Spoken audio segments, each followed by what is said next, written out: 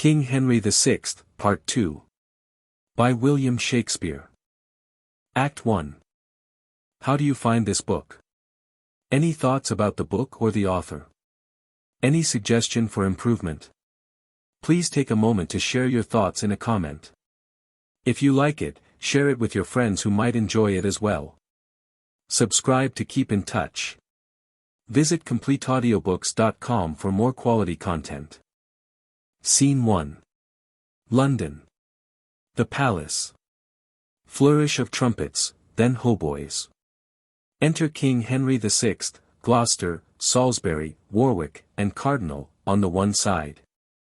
Queen Margaret, Suffolk, York, Somerset, and Buckingham, on the other. Suffolk. As by your high imperial majesty. I had in charge at my depart for France. As procurator to your excellence. To marry Princess Margaret for your grace. So. In the famous ancient city, Tours. In presence of the kings of France and Sicily. The Dukes of Orleans, Calabar, Bretagne and Alençon. 7 earls, 12 barons and 20 reverend bishops. I have performed my task and was espoused. And humbly now upon my bended knee. In sight of England and her lordly peers. Deliver up my title in the Queen. To your most gracious hands, that are the substance. Of that great shadow I did represent. The happiest gift that ever Marquis gave. The fairest Queen that ever King received. King Henry VI. Suffolk, arise. Welcome, Queen Margaret. I can express no kinder sign of love. Than this kind kiss. O Lord, that lends me life. Lend me a heart replete with thankfulness. For thou hast given me in this beauteous face. A world of earthly blessings to my soul. If sympathy of love unite our thoughts. Queen Margaret. Great King of England and my gracious Lord. The mutual conference that my mind hath had. By day, by night, waking and in my dreams. In courtly company or at my beads. With you, mine alderliefest sovereign. Makes me the bolder to salute my king. With ruder terms, such as my wit affords. And overjoy of heart doth minister. King Henry VI. Her sight did ravish, but her grace in speech. Her words wyclad with wisdom's majesty. Makes me from wondering fall to weeping joys. Such is the fullness of my heart's content. Lords, with one cheerful voice welcome my love. All. Kneeling, long live Queen Margaret, England's happiness. Queen Margaret. We thank you all. Flourish. Suffolk. My Lord Protector, so it please your grace. Here are the articles of contracted peace. Between our sovereign and the French King Charles. For 18 months concluded by consent. Gloucester.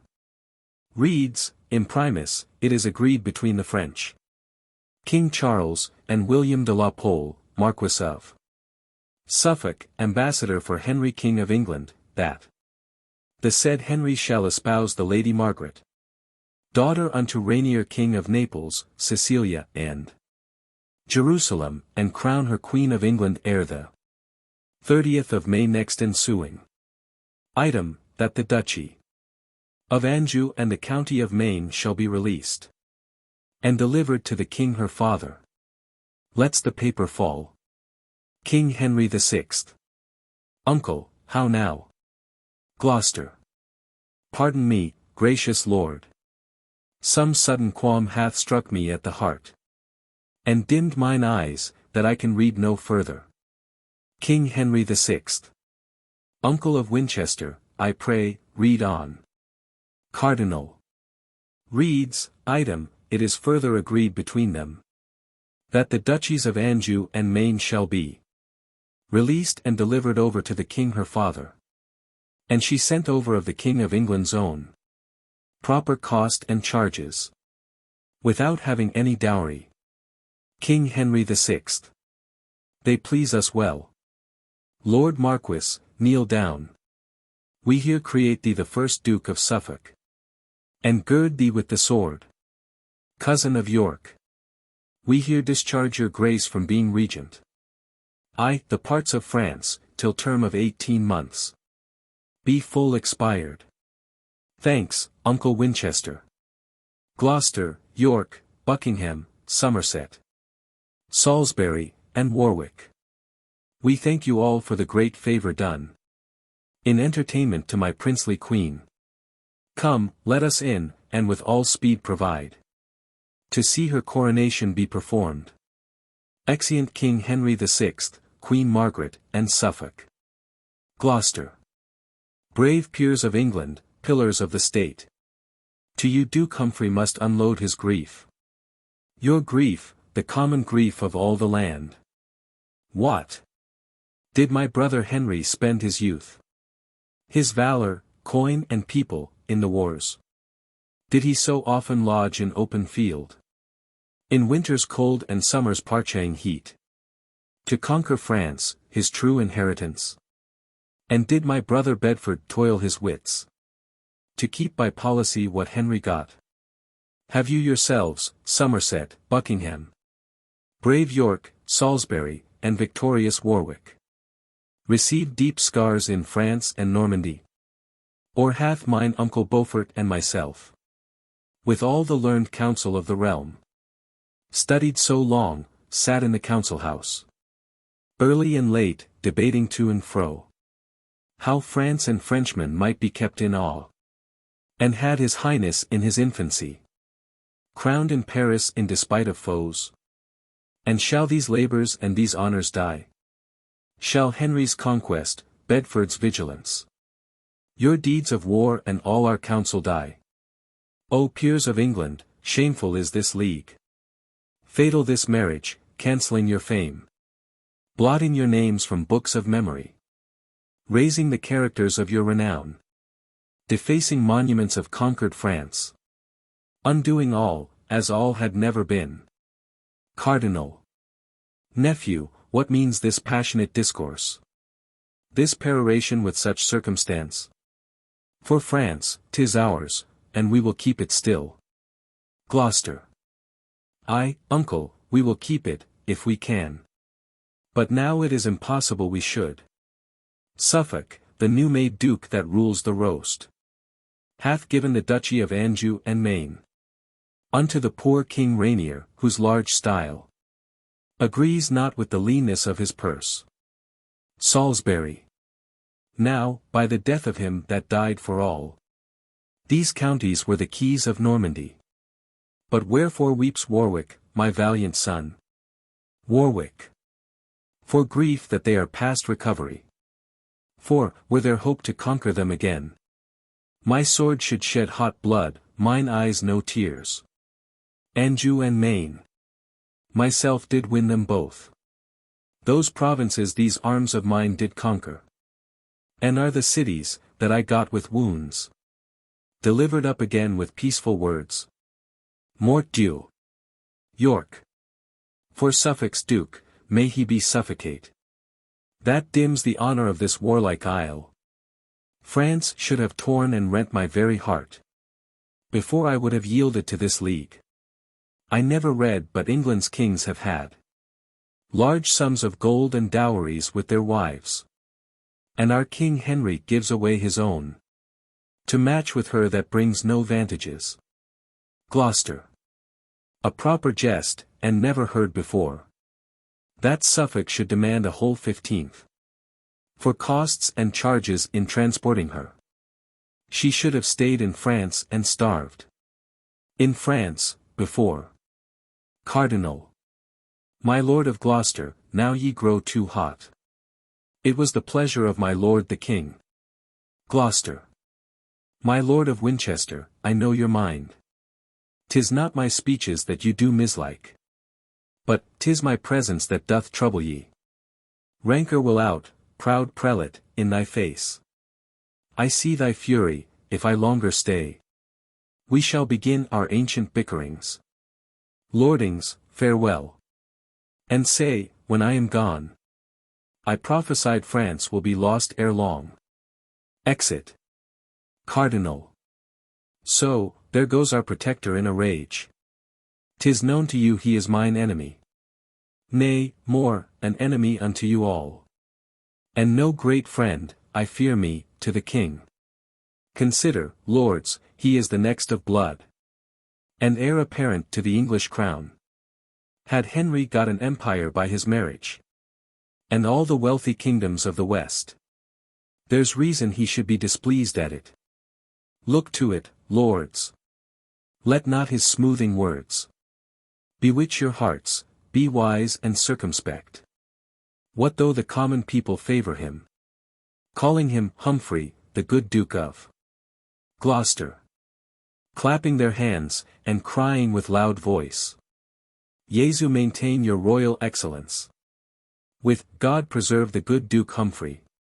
I fear me, lords, for all this flattering gloss. He will be found a dangerous protector. Buckingham. Why should he, then, protect our sovereign? He being of age to govern of himself. Cousin of Somerset, join you with me. And all together, with the Duke of Suffolk, will quickly hoist Duke Humphrey from his seat. Cardinal. This weighty business will not brook delay. I'll to the Duke of Suffolk presently. Exit. Somerset.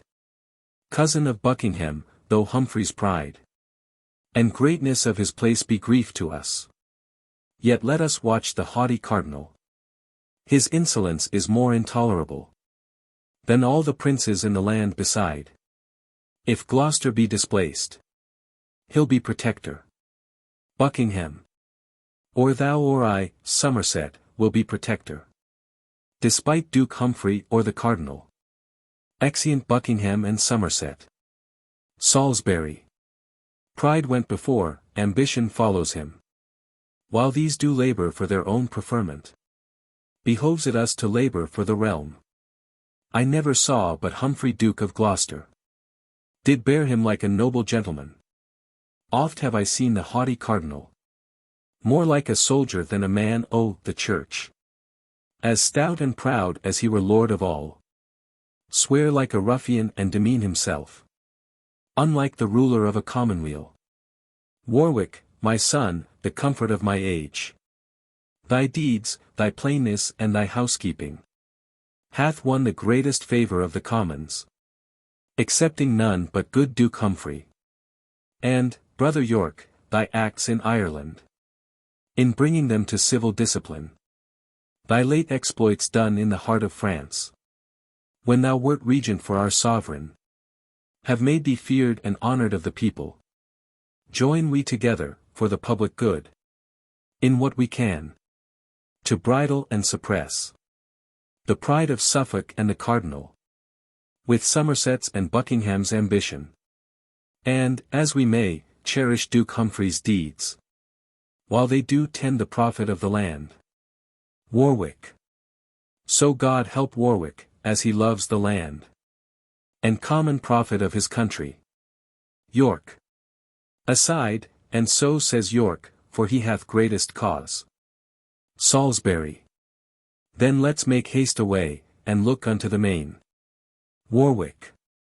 Unto the main. O father, Maine is lost. That Maine which by main force Warwick did win, and would have kept so long as breath did last. Main chance, father, you meant. But I meant Maine, which I will win from France or else be slain. Exeunt Warwick and Salisbury. York. Anjou and Maine are given to the French. Paris is lost. The state of Normandy stands on a tickle point, now they are gone. Suffolk concluded on the articles. The peers agreed, and Henry was well pleased to change 2 dukedoms for a duke's fair daughter. I cannot blame them all, what is to them? 'Tis thine they give away, and not their own. Pirates may make cheap pennyworths of their pillage, and purchase friends and give to courtesans, still revelling like lords till all be gone, while as the silly owner of the goods weeps over them and wrings his hapless hands, and shakes his head and trembling stands aloof. while all is shared and all is borne away. Ready to starve and dare not touch his own. So York must sit and fret and bite his tongue, while his own lands are bargained for and sold. Methinks the realms of England, France and Ireland bear that proportion to my flesh and blood, as did the fatal brand Althea burned unto the prince's heart of Caledon. Anjou and Maine both given unto the French. Cold news for me, for I had hope of France, even as I have of fertile England's soil. A day will come when York shall claim his own, and therefore I will take the Neville's parts, and make a show of love to proud Duke Humphrey. And, when I spy advantage, claim the crown. For that's the golden mark I seek to hit. Nor shall proud Lancaster usurp my right, nor hold the sceptre in his childish fist, nor wear the diadem upon his head, whose church-like humours fits not for a crown. Then, York, be still a while, till time do serve. Watch thou and wake when others be asleep, to pry into the secrets of the state.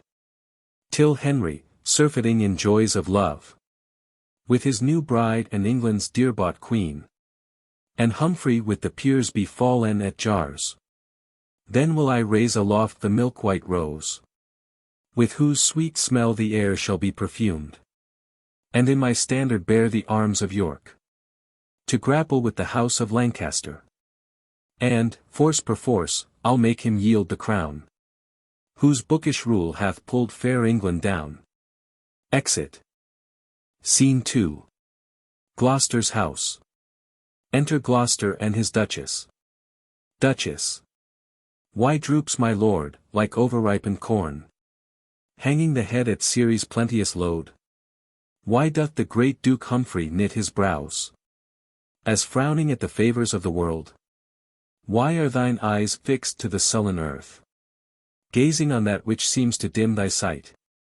What sayest thou there? King Henry's diadem, enchased with all the honours of the world? If so, gaze on, and grovel on thy face, until thy head be circled with the same. Put forth thy hand, reach at the glorious gold. What, is too short? I'll lengthen it with mine. And, having both together heaved it up, we'll both together lift our heads to heaven, and never more abase our sight so low, as to vouchsafe one glance unto the ground. Gloucester. O Nell, sweet Nell, if thou dost love thy lord, banish the canker of ambitious thoughts, and may that thought, when I imagine ill against my king and nephew, virtuous Henry, be my last breathing in this mortal world. My troublous dream this night doth make me sad. Duchess. What dreamed my lord? Tell me, and I'll requite it, with sweet rehearsal of my morning's dream. Gloucester. Methought this staff, mine office badge in court, was broke in twain, by whom I have forgot. But, as I think, it was by the cardinal. And on the pieces of the broken wand were placed the heads of Edmund Duke of Somerset, and William de la Pole, first Duke of Suffolk. This was my dream, what it doth bode, God knows. Duchess. Tut, this was nothing but an argument, that he that breaks a stick of Gloucester's grove shall lose his head for his presumption. But list to me, my Humphrey, my sweet Duke. Methought I sat in seat of majesty, in the cathedral church of Westminster, and in that chair where kings and queens are crowned, where Henry and Dame Margaret kneeled to me, and on my head did set the diadem. Gloucester. Nay, Eleanor, then must I chide outright. Presumptuous dame, ill-nurtured Eleanor, art thou not second woman in the realm, and the Protector's wife, beloved of him? Hast thou not worldly pleasure at command, above the reach or compass of thy thought? And wilt thou still be hammering treachery, to tumble down thy husband and thyself, from top of honour to disgrace's feet? Away from me, and let me hear no more. Duchess. What, my lord? Are you so choleric with Eleanor, for telling but her dream? Next time I'll keep my dreams unto myself, and not be checked. Gloucester. Nay, be not angry, I am pleased again. Enter Messenger. Messenger. My Lord Protector, 'tis his Highness' pleasure. You do prepare to ride unto St. Albans, whereas the King and Queen do mean to hawk. Gloucester. I go. Come, Nell, thou wilt ride with us. Duchess. Yes, my good lord, I'll follow presently. Exeunt Gloucester and Messenger. Follow I must, I cannot go before, while Gloucester bears this base and humble mind. Were I a man, a duke, and next of blood, I would remove these tedious stumbling blocks, and smooth my way upon their headless necks. And, being a woman, I will not be slack to play my part in fortune's pageant. Where are you there, Sir John? Nay, fear not, man. We are alone, here's none but thee and I. Enter Hume. Hume. Jesus preserve your royal majesty. Duchess. What say'st thou? Majesty. I am but grace. Hume. But, by the grace of God, and Hume's advice, your grace's title shall be multiplied. Duchess. What say'st thou, man? Hast thou as yet conferred with Marjorie Jourdain, the cunning witch, with Roger Bolingbroke, the conjurer? And will they undertake to do me good? Hume. This they have promised, to show your highness a spirit raised from depth of underground, that shall make answer to such questions as by your grace shall be propounded him. Duchess. It is enough. I'll think upon the questions. When from St. Albans we do make return, we'll see these things effected to the full. Here, Hume, take this reward, make merry, man, with thy confederates in this weighty cause. Exit. Hume. Hume must make merry with the Duchess gold. Merry, and shall. But how now, Sir John Hume? Seal up your lips, and give no words but mum. The business asketh silent secrecy. Dame Eleanor gives gold to bring the witch. Gold cannot come amiss, were she a devil. Yet have I gold flies from another coast. I dare not say, from the rich cardinal, and from the great and new-made Duke of Suffolk. Yet I do find it so. For to be plain, they, knowing Dame Eleanor's aspiring humour, have hired me to undermine the Duchess, and buzz these conjurations in her brain. They say, a crafty knave does need no broker. Yet am I Suffolk and the Cardinal's broker. Hume, if you take not heed, you shall go near to call them both a pair of crafty knaves. Well, so it stands. And thus, I fear, at last, Hume's knavery will be the Duchess' wreck, and her attainder will be Humphrey's fall. Sort how it will, I shall have gold for all. Exit. Scene 3. The Palace. Enter 3 or 4 petitioners, Peter, the armourer's man, being one. First petitioner. My masters, let's stand close, my Lord Protector. We'll come this way by and by, and then we may deliver our supplications in the quill. Second petitioner. Mary, the Lord protect him, for he's a good man. Jesu bless him. Enter Suffolk and Queen Margaret. Peter. Here comes, methinks, and the Queen with him. I'll be the first, sure. Second petitioner. Come back, fool. This is the Duke of Suffolk, and not my Lord Protector. Suffolk. How now, fellow? Wouldst anything with me? First petitioner. I pray, my lord, pardon me, I took ye for my lord. Protector. Queen Margaret. Reading, to my Lord Protector. Are your supplications to his lordship Let me see them. What is thine? First petitioner. Mine is, an't please your grace, against John Goodman, my Lord Cardinal's man, for keeping my house, and lands, and wife and all, from me. Suffolk. Thy wife, too. That's some wrong, indeed. What's yours? What's here? Reads. Against the Duke of Suffolk, for enclosing the Commons of Melford.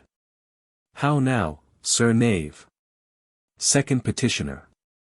Alas, sir, I am but a poor petitioner of our whole township. Peter. Giving his petition, against my master, Thomas Horner, for saying that the Duke of York was rightful heir to the crown. Queen Margaret. What sayst thou?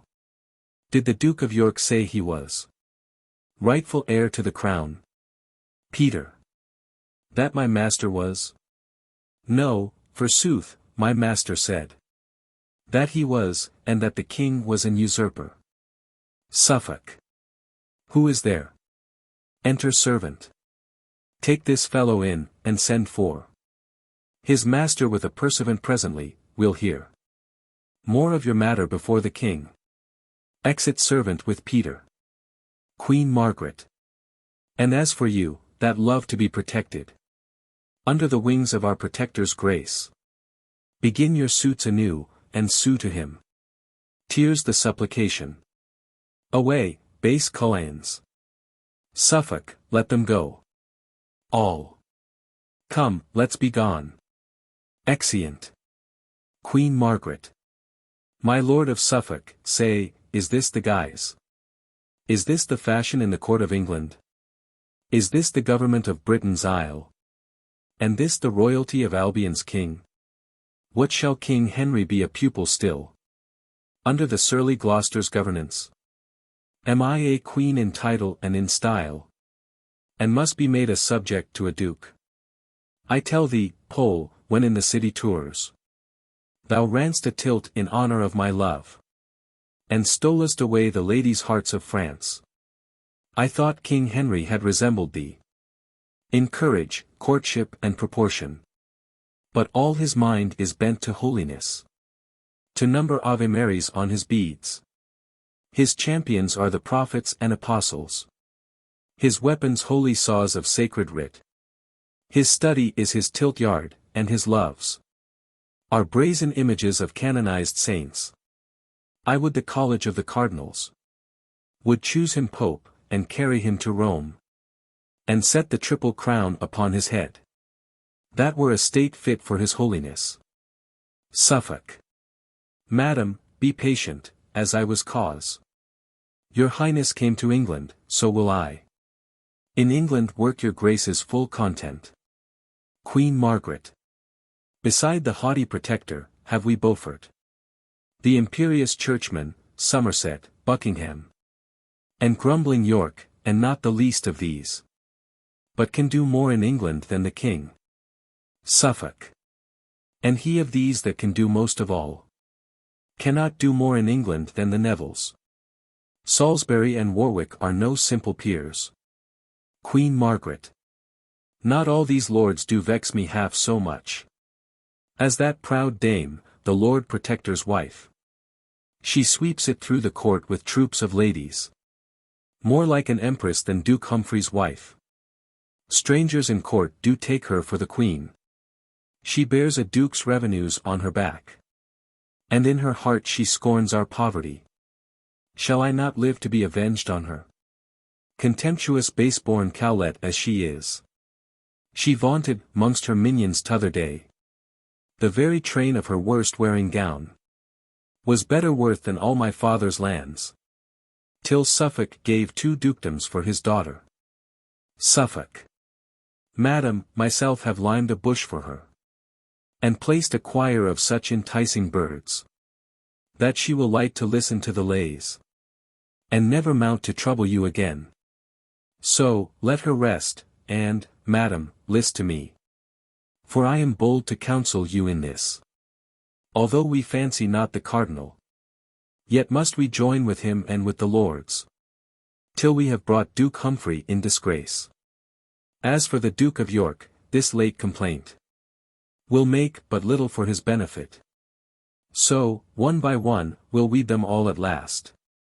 And you yourself shall steer the happy helm. Sound a senate. Enter King Henry VI, Gloucester, Cardinal, Buckingham, York, Somerset, Salisbury, Warwick, and the Duchess. King Henry VI. For my part, noble lords, I care not which. Or Somerset or York, all's one to me. York.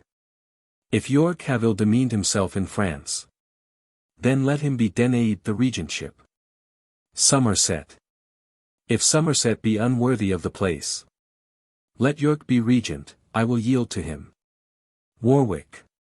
Whether your grace be worthy, yea or no, dispute not that, York is the worthier.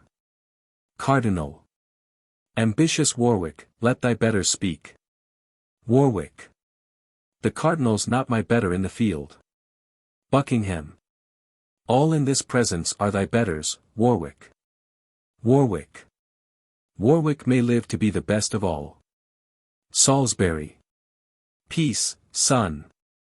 And show some reason, Buckingham, why Somerset should be preferred in this. Queen Margaret. Because the king, forsooth, will have it so. Gloucester. Madam, the king is old enough himself to give his censure, these are no women's matters. Queen Margaret. If he be old enough, what needs your grace? To be protector of his excellence. Gloucester. Madam, I am protector of the realm. And, at his pleasure, will resign my place. Suffolk. Resign it then and leave thine insolence. Since thou wert king as who is king but thou? The commonwealth hath daily run to wreck. The Dauphin hath prevailed beyond the seas. And all the peers and nobles of the realm have been as bondmen to thy sovereignty. Cardinal. The commons hast thou racked, the clergy's bags are lank and lean with thy extortions. Somerset. Thy sumptuous buildings and thy wife's attire have cost a mass of public treasury. Buckingham. Thy cruelty in execution upon offenders hath exceeded law, and left thee to the mercy of the law. Queen Margaret. They sail of offices and towns in France. If they were known, as the suspect is great, would make thee quickly hop without thy head. Exit Gloucester. Queen Margaret drops her fan. Give me my fan, what, minion? Can ye not? She gives the Duchess a box on the ear. I cry you mercy, madam, was it you? Duchess. Was't I? Yea, I it was, proud Frenchwoman. Could I come near your beauty with my nails, I'd set my 10 commandments in your face. King Henry VI. Sweet aunt, be quiet, 'twas against her will. Duchess. Against her will. Good king, look to't in time. She'll hamper thee, and dandle thee like a baby. Though in this place most master wear no breeches, she shall not strike Dame Eleanor unrevenged. Exit. Buckingham. Lord Cardinal, I will follow Eleanor. And listen after Humphrey, how he proceeds. She's tickled now, her fume needs no spurs. She'll gallop far enough to her destruction. Exit. Re-enter Gloucester. Gloucester. Now, lords, my choler being overblown with walking once about the quadrangle, I come to talk of Commonwealth affairs. As for your spiteful false objections, prove them, and I lie open to the law. But God in mercy so deal with my soul, as I in duty love my king and country. But, to the matter that we have in hand, I say, my sovereign, York is meetest man to be your regent in the realm of France. Suffolk. Before we make election, give me leave to show some reason, of no little force, that York is most unmeet of any man. York. I'll tell thee, Suffolk, why I am unmeet. First, for I cannot flatter thee in pride. Next, if I be appointed for the place, my Lord of Somerset will keep me here, without discharge, money, or furniture, till France be won into the Dauphin's hands. Last time, I danced attendance on his will, till Paris was besieged, famished, and lost. Warwick. That can I witness, and a fouler fact did never traitor in the land commit. Suffolk. Peace, headstrong Warwick. Warwick. Image of pride, why should I hold my peace? Enter Horner, the armourer, and his man Peter, guarded. Suffolk. Because here is a man accused of treason. Pray God the Duke of York excuse himself. York. Doth any one accuse York for a traitor? King Henry VI. What mean'st thou, Suffolk? Tell me, what are these? Suffolk. Please it your majesty, this is the man that doth accuse his master of high treason. His words were these, that Richard, Duke of York, was rightful heir unto the English crown, and that your majesty was a usurper. King Henry VI. Say, man, were these thy words? Horner. An't shall please your majesty, I never said nor thought any such matter, God is my witness, I am falsely accused by the villain. Peter. By these 10 bones, my lords, he did speak them to me in the garret one night, as we were scouring my Lord of York's armour. York. Base dunghill villain and mechanical. I'll have thy head for this thy traitor's speech. I do beseech your royal majesty, let him have all the rigour of the law. Horner. Alas, my lord, hang me, if ever I spake the words. My accuser is my prentice.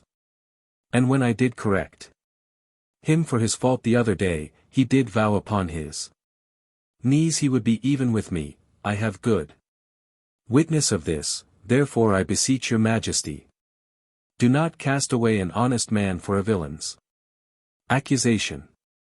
King Henry VI. Uncle, what shall we say to this in law? Gloucester. This doom, my lord, if I may judge. Let Somerset be regent over the French, because in York this breeds suspicion. And let these have a day appointed them for single combat in convenient place. For he hath witness of his servant's malice.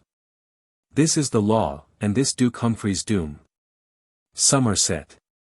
I humbly thank your royal majesty. Horner. And I accept the combat willingly. Peter. Alas, my lord, I cannot fight, for God's sake, pity my case. The spite of man prevaileth against me. O Lord, have mercy upon me. I shall never be able to fight a blow. O Lord, my heart. Gloucester. Sirrah, or you must fight, or else be hanged. King Henry VI. Away with them to prison, and the day of combat shall be the last of the next month. Come. Somerset, we'll see thee sent away. Flourish. Exeunt. Scene 4. Gloucester's garden. Enter Margaret Jourdain, Hume, Southwell, and Bolingbroke. Hume. Come, my masters, the Duchess, I tell you, expects performance of your promises. Bolingbroke. Master Hume, we are therefore provided, will her ladyship behold and hear our exorcisms? Hume.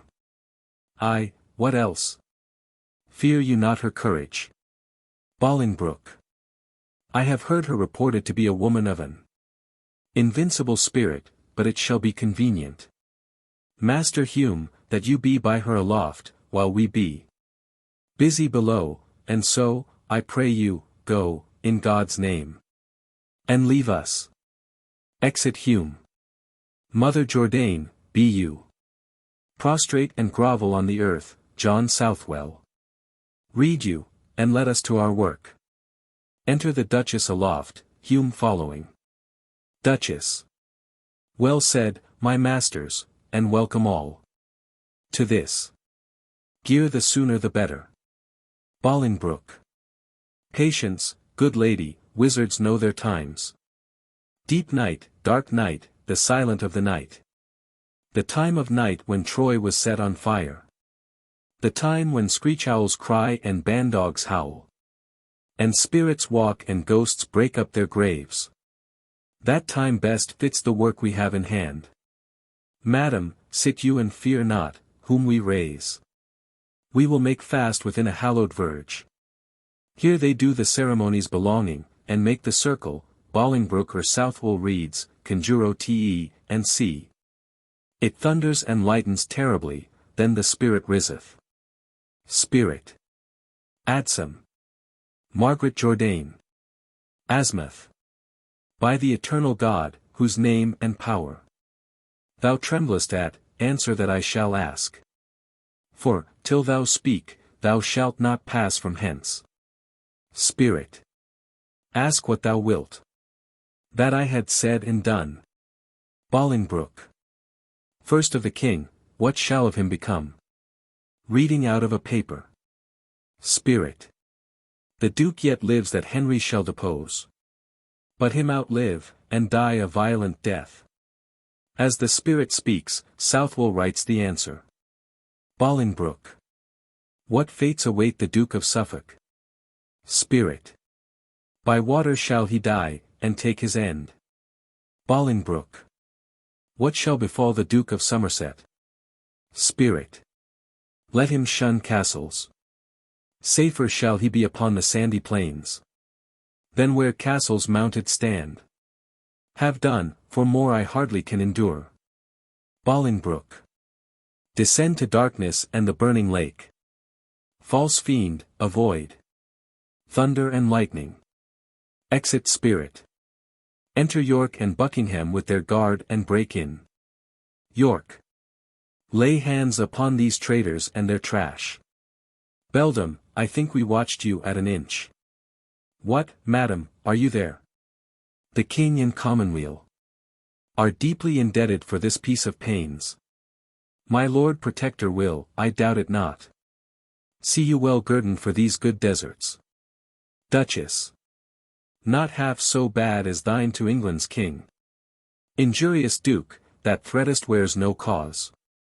Buckingham. True, madam, none at all, what call you this? Away with them. Let them be clapped up close. And kept asunder. You, madam, shall with us. Stafford, take her to thee.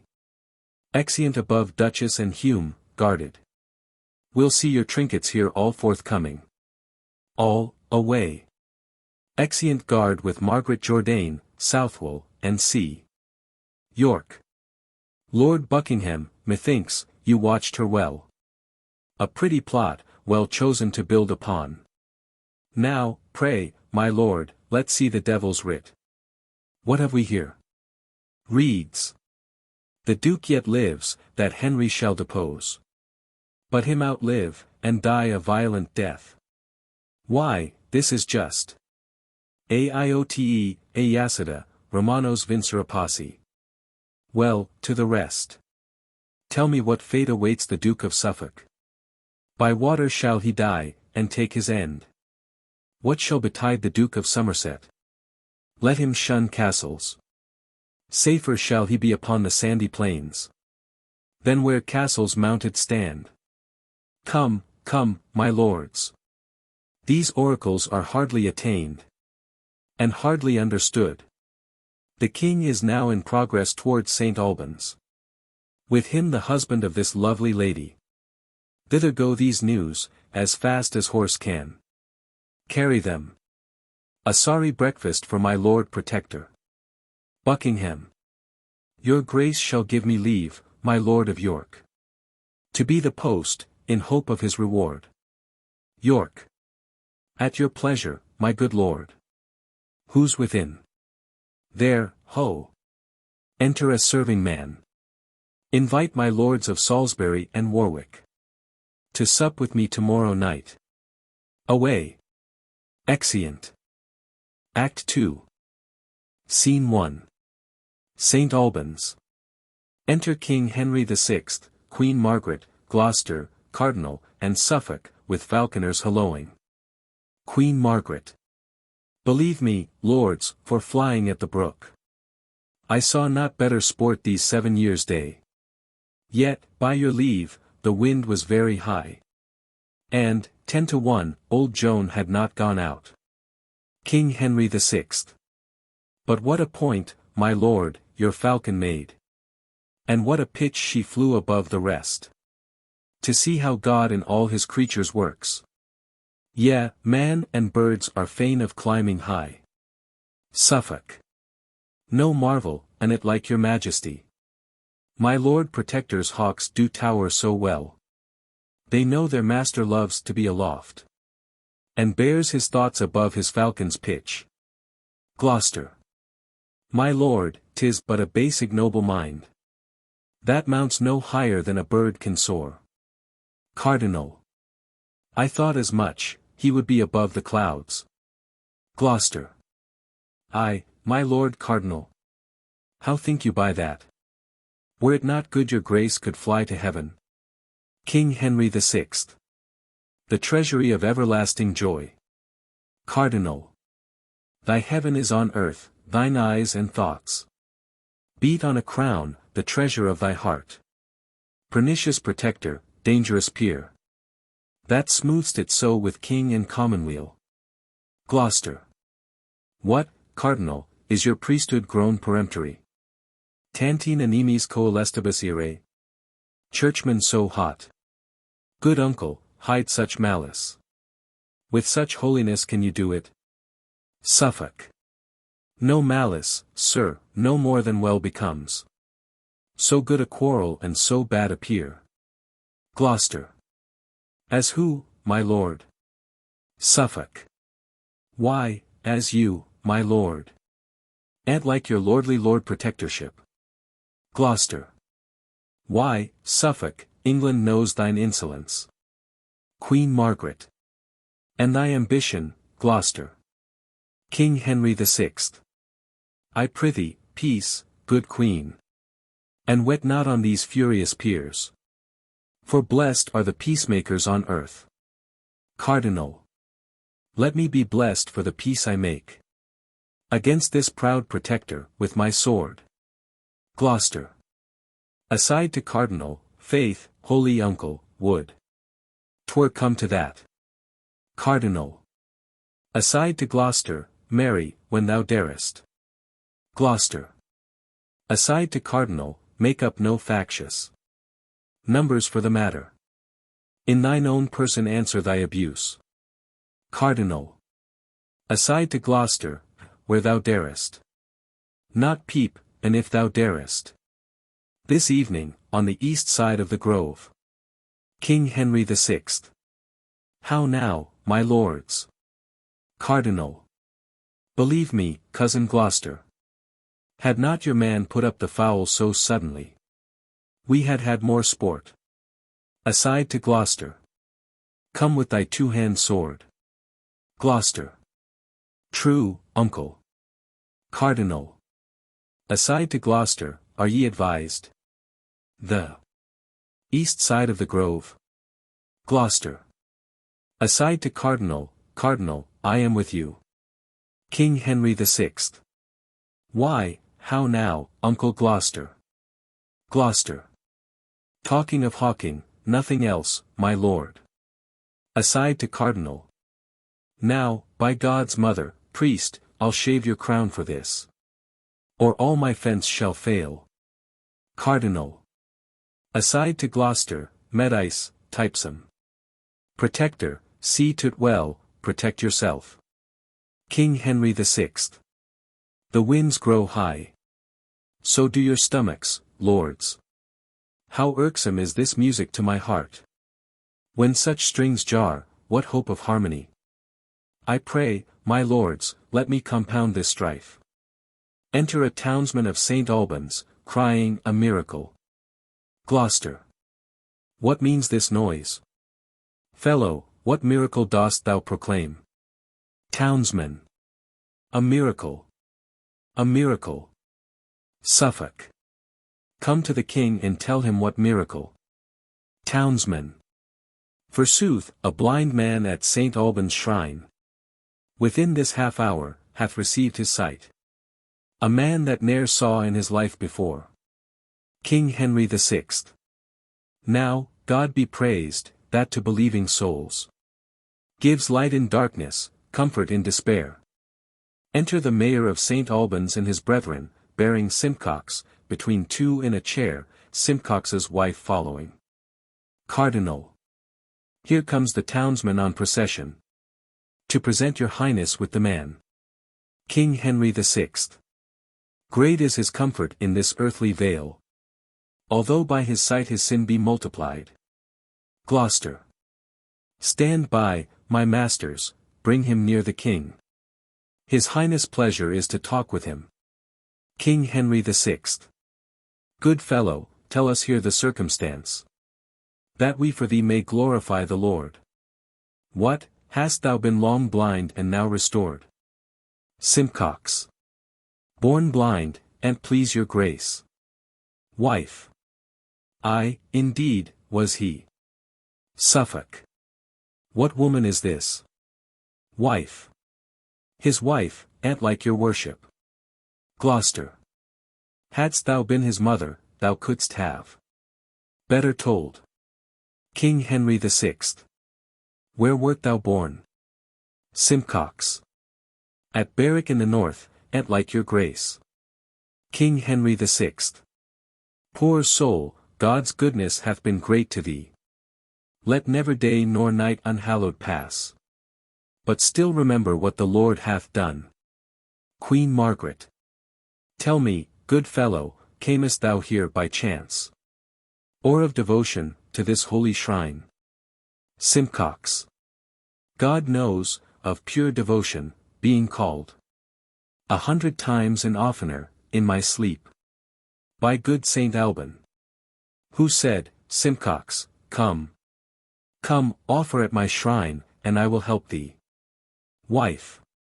Most true, forsooth, and many time and oft. Myself have heard a voice to call him so. Cardinal. What, art thou lame? Simcox. I, God Almighty help me. Suffolk. How camest thou so? Simcox. A fall off of a tree. Wife. A plum tree, master. Gloucester.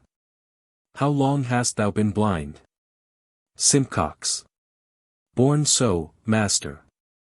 Gloucester. What, and wouldst climb a tree? Simcox. But that in all my life, when I was a youth. Wife. Too true, and bought his climbing very dear. Gloucester. Mass, thou lovedst plums well, that wouldst venture so. Simcox. Alas, good master, my wife desired some damsons, and made me climb, with danger of my life. Gloucester. A subtle knave. But yet it shall not serve. Let me see thine eyes, wink now, now open them. In my opinion yet thou sayest not well. Simcox. Yes, master, clear as day, I thank God and Saint Alban. Gloucester. Say'st thou me so? What colour is this cloak of? Simcox. Red, master, red as blood. Gloucester. Why, that's well said. What colour is my gown of? Simcox. Black, forsooth, coal black as jet. King Henry the Sixth. Why, then, thou knowst what colour jet is of. Suffolk. And yet, I think, jet did he never see. Gloucester. But cloaks and gowns, before this day, a many. Wife. Never, before this day, in all his life. Gloucester. Tell me, sirrah, what's my name? Simcox. Alas, master, I know not. Gloucester. What's his name? Simcox. I know not. Gloucester. Nor his. Simcox. No, indeed, master. Gloucester. What's thine own name? Simcox. Saunders Simcox, and if it please you, master. Gloucester. Then, Saunder, sit there, the lyingest knave in Christendom. If thou hadst been born blind, thou mightest as well have known all our names as thus to name the several colours we do wear. Sight may distinguish of colours, but suddenly to nominate them all, it is impossible. My lords, Saint Alban here hath done a miracle, and would ye not think his cunning to be great, that could restore this cripple to his legs again? Simcox. O master, that you could. Gloucester. My masters of St. Albans, have you not beadles in your town, and things called whips? Mayor. Yes, my lord, if it please your grace. Gloucester. Then send for one presently. Mayor. Sirrah, go fetch the beadle hither straight. Exit an attendant. Gloucester. Now fetch me a stool hither by and by. Now, sirrah. If you mean to save yourself from whipping, leap me over this stool and run away. Simcox. Alas, master, I am not able to stand alone. You go about to torture me in vain. Enter a beadle with whips. Gloucester. Well, sir, we must have you find your legs. Sirrah. Beadle, whip him till he leap over that same stool. Beadle. I will, my lord. Come on, sirrah, off with your doublet quickly. Simcox. Alas, master, what shall I do? I am not able to stand. After the beadle hath hit him once, he leaps over the stool and runs away. And they follow and cry, a miracle. King Henry VI. O God, sayest thou this, and bearest so long? Queen Margaret. It made me laugh to see the villain run. Gloucester. Follow the knave, and take this drab away. Wife. Alas, sir, we did it for pure need. Gloucester. Let them be whipped through every market town, till they come to Berwick, from whence they came. Exeunt wife, beadle, mayor, and see. Cardinal. Duke Humphrey has done a miracle today. Suffolk. True, made the lame to leap and fly away. Gloucester. But you have done more miracles than I. You made in a day, my lord, whole towns to fly. Enter Buckingham. King Henry VI. What tidings with our cousin Buckingham? Buckingham. Such as my heart doth tremble to unfold. A sort of naughty persons, lewdly bent. Under the countenance and confederacy of Lady Eleanor, the Protector's wife. The ringleader and head of all this rout. Have practiced dangerously against your state. Dealing with witches and with conjurers. Whom we have apprehended in the fact. Raising up wicked spirits from underground.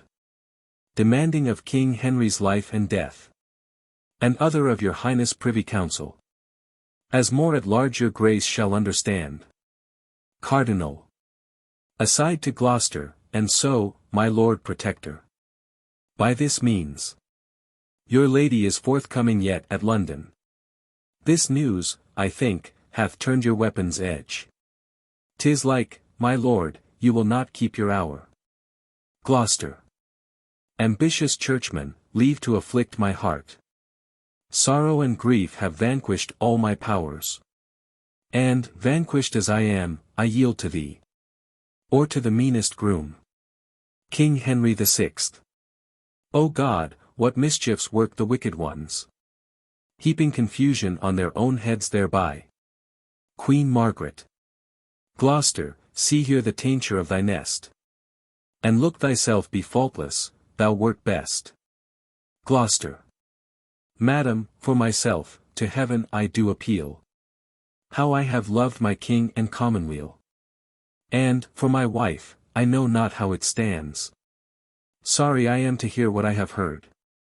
Noble she is, but if she have forgot honor and virtue and conversed with such as, like to pitch, defile nobility, I banish her my bed and company, and give her as a prey to law and shame, that hath dishonoured Gloucester's honest name. King Henry VI.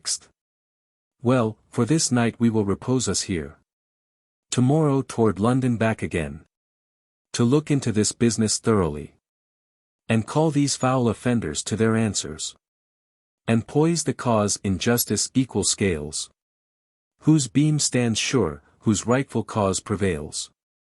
Flourish. Exeunt. Scene 2. London. York's Garden. Enter York, Salisbury, and Warwick. York. Now, my good lords of Salisbury and Warwick, our simple supper ended, give me leave in this close walk to satisfy myself in craving your opinion of my title, which is infallible, to England's crown. Salisbury. My lord, I long to hear it at full. Warwick. Sweet York, begin, and if thy claim be good, the Nevilles are thy subjects to command. York. Then thus. Edward the Third, my lords, had 7 sons. The first, Edward the Black Prince, Prince of Wales. The second, William of Hatfield, and the third, Lionel Duke of Clarence, next to whom was John of Gaunt, the Duke of Lancaster. The fifth was Edmund Langley, Duke of York. The sixth was Thomas of Woodstock, Duke of Gloucester. William of Windsor was the seventh and last.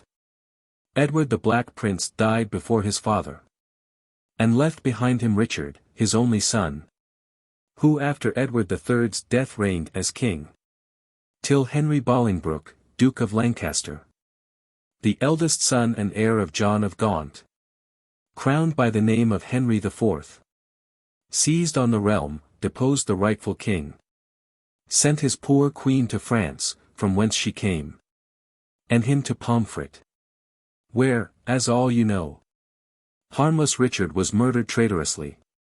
Warwick. Father, the Duke hath told the truth.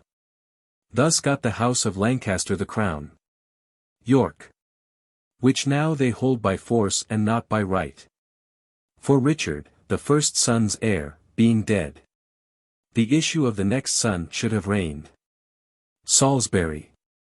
But William of Hatfield died without an heir. York.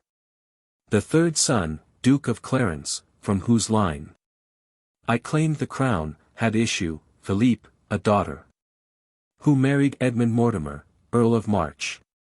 Edmund had issue, Roger Earl of March. Roger had issue, Edmund, Anne and Eleanor. Salisbury. This Edmund, in the reign of Bolingbroke, as I have read, laid claim unto the crown, and, but for Owen Glendower, had been king, who kept him in captivity till he died. But to the rest. York. His eldest sister, Anne, my mother, being heir unto the crown, married Richard Earl of Cambridge, who was son to Edmund Langley, Edward III's fifth son. By her I claim the kingdom, she was heir to Roger Earl of March, who was the son of Edmund Mortimer, who married Philippe, sole daughter unto Lionel Duke of Clarence. So, if the issue of the elder son succeed before the younger, I am king. Warwick. What plain proceeding is more plain than this? Henry doth claim the crown from John of Gaunt. The fourth son, York claims it from the third. Till Lionel's issue fails, his should not reign. It fails not yet, but flourishes in thee, and in thy sons, fair slips of such a stock. Then, Father Salisbury, kneel we together, and in this private plot be we the first that shall salute our rightful sovereign. with honor of his birthright to the crown. Both. Long live our sovereign Richard, England's king. York. We thank you, lords. But I am not your king. Till I be crowned and that my sword be stained with heart blood of the house of Lancaster. And that's not suddenly to be performed, but with advice and silent secrecy. Do you as I do in these dangerous days. Wink at the Duke of Suffolk's insolence. At Beaufort's pride, at Somerset's ambition. At Buckingham and all the crew of them. Till they have snared the shepherd of the flock. That virtuous prince. The good Duke Humphrey. 'Tis that they seek, and they in seeking that shall find their deaths, if York can prophesy. Salisbury. My lord, break we off, we know your mind at full. Warwick. My heart assures me that the Earl of Warwick shall one day make the Duke of York a king. York. And, Neville, this I do assure myself. Richard shall live to make the Earl of Warwick the greatest man in England but the king. Exeunt. Scene 3. A Hall of Justice. Sound trumpets. Enter King Henry VI, Queen Margaret, Gloucester, York, Suffolk, and Salisbury. The Duchess, Margaret Jourdain, Southwell, Hume, and Bill Ngbroke, under guard. King Henry VI. Stand forth, Dame Eleanor Cobham, Gloucester's wife. In sight of God and us. Your guilt is great. Receive the sentence of the law for sins such as by God's book are adjudged to death. You four, from hence to prison back again. From thence unto the place of execution. The witch in Smithfield shall be burned to ashes. And you three shall be strangled on the gallows. You, madam, for you are more nobly born. Despoiled of your honor in your life. Shall, after 3 days open penance done, live in your country here in banishment. With Sir John Stanley, in the Isle of Man. Duchess. Welcome is banishment. Welcome were my death. Gloucester. Eleanor, the law, thou seest, hath judged thee. I cannot justify whom the law condemns. Exeunt Duchess and other prisoners, guarded. Mine eyes are full of tears, my heart of grief. Ah, Humphrey, this dishonor in thine age will bring thy head with sorrow to the ground. I beseech your majesty, give me leave to go. Sorrow would solace and mine age would ease. King Henry VI. Stay, Humphrey Duke of Gloucester, ere thou go. Give up thy staff, Henry will to himself protector be. And God shall be my hope. My stay, my guide and lantern to my feet. And go in peace, Humphrey, no less beloved than when thou wert protector to thy king. Queen Margaret. I see no reason why a king of years should be to be protected like a child. God and King Henry govern England's realm. Give up your staff, sir, and the king his realm. Gloucester. My staff? Here, noble Henry, is my staff. As willingly do I the same resign. As ere thy father Henry made it mine. And even as willingly at thy feet I leave it. As others would ambitiously receive it. Farewell, good king, when I am dead and gone. May honorable peace attend thy throne. Exit. Queen Margaret. Why, now is Henry king, and Margaret queen. And Humphrey Duke of Gloucester scarce himself. That bears so shrewd a maim, 2 pulls at once. His lady banished, and a limb lopped off. This staff of honor rout, there let it stand. Where it best fits to be, in Henry's hand. Suffolk. Thus droops this lofty pine and hangs his sprays. Thus Eleanor's pride dies in her youngest days. York. Lords, let him go. Please it your majesty. This is the day appointed for the combat. And ready are the appellant and defendant. The armourer and his man, to enter the lists. So please your highness to behold the fight. Queen Margaret. I, good my lord, for purposely therefore. Left I the court, to see this quarrel tried. King Henry the Sixth. O God's name, see the lists and all things fit. Here let them end it, and God defend the right. York. I never saw a fellow worse bested, or more afraid to fight, than is the appellant. The servant of this armourer, my lords. Enter at one door, Horner, the armourer, and his neighbours, drinking to him so much that he is drunk, and he enters with a drum before him and his staff with a sandbag fastened to it. And at the other door Peter, his man, with a drum and sandbag, and prentices drinking to him. First neighbour. Here, neighbour Horner, I drink to you in a cup of sack, and fear not, neighbour, you shall do well enough. Second neighbour. And here, neighbour, here's a cup of charnico. Third neighbour. And here's a pot of good double beer, neighbour. Drink, and fear not your man. Horner. Let it come, faith, and I'll pledge you all, and a fig for Peter. First prentice here, Peter, I drink to thee, and be not afraid. Second prentice be merry, Peter, and fear not thy master, fight. For credit of the prentices. Peter. I thank you all, drink, and pray for me, I pray. You. For I think I have taken my last draught in this world. Here, Robin, and if I die, I give thee my apron, and, Will, thou shalt have my hammer. And here, Tom, take all the money that I have. Oh, Lord bless me. I pray God. For I am never able to deal with my master, he hath learnt me so much fence already. Salisbury. Come, leave your drinking, and fall to blows. Sirrah, what's thy name? Peter. Peter, forsooth. Salisbury. Peter. What more? Peter. Thump. Salisbury. Thump. Then see thou thump thy master well. Horner.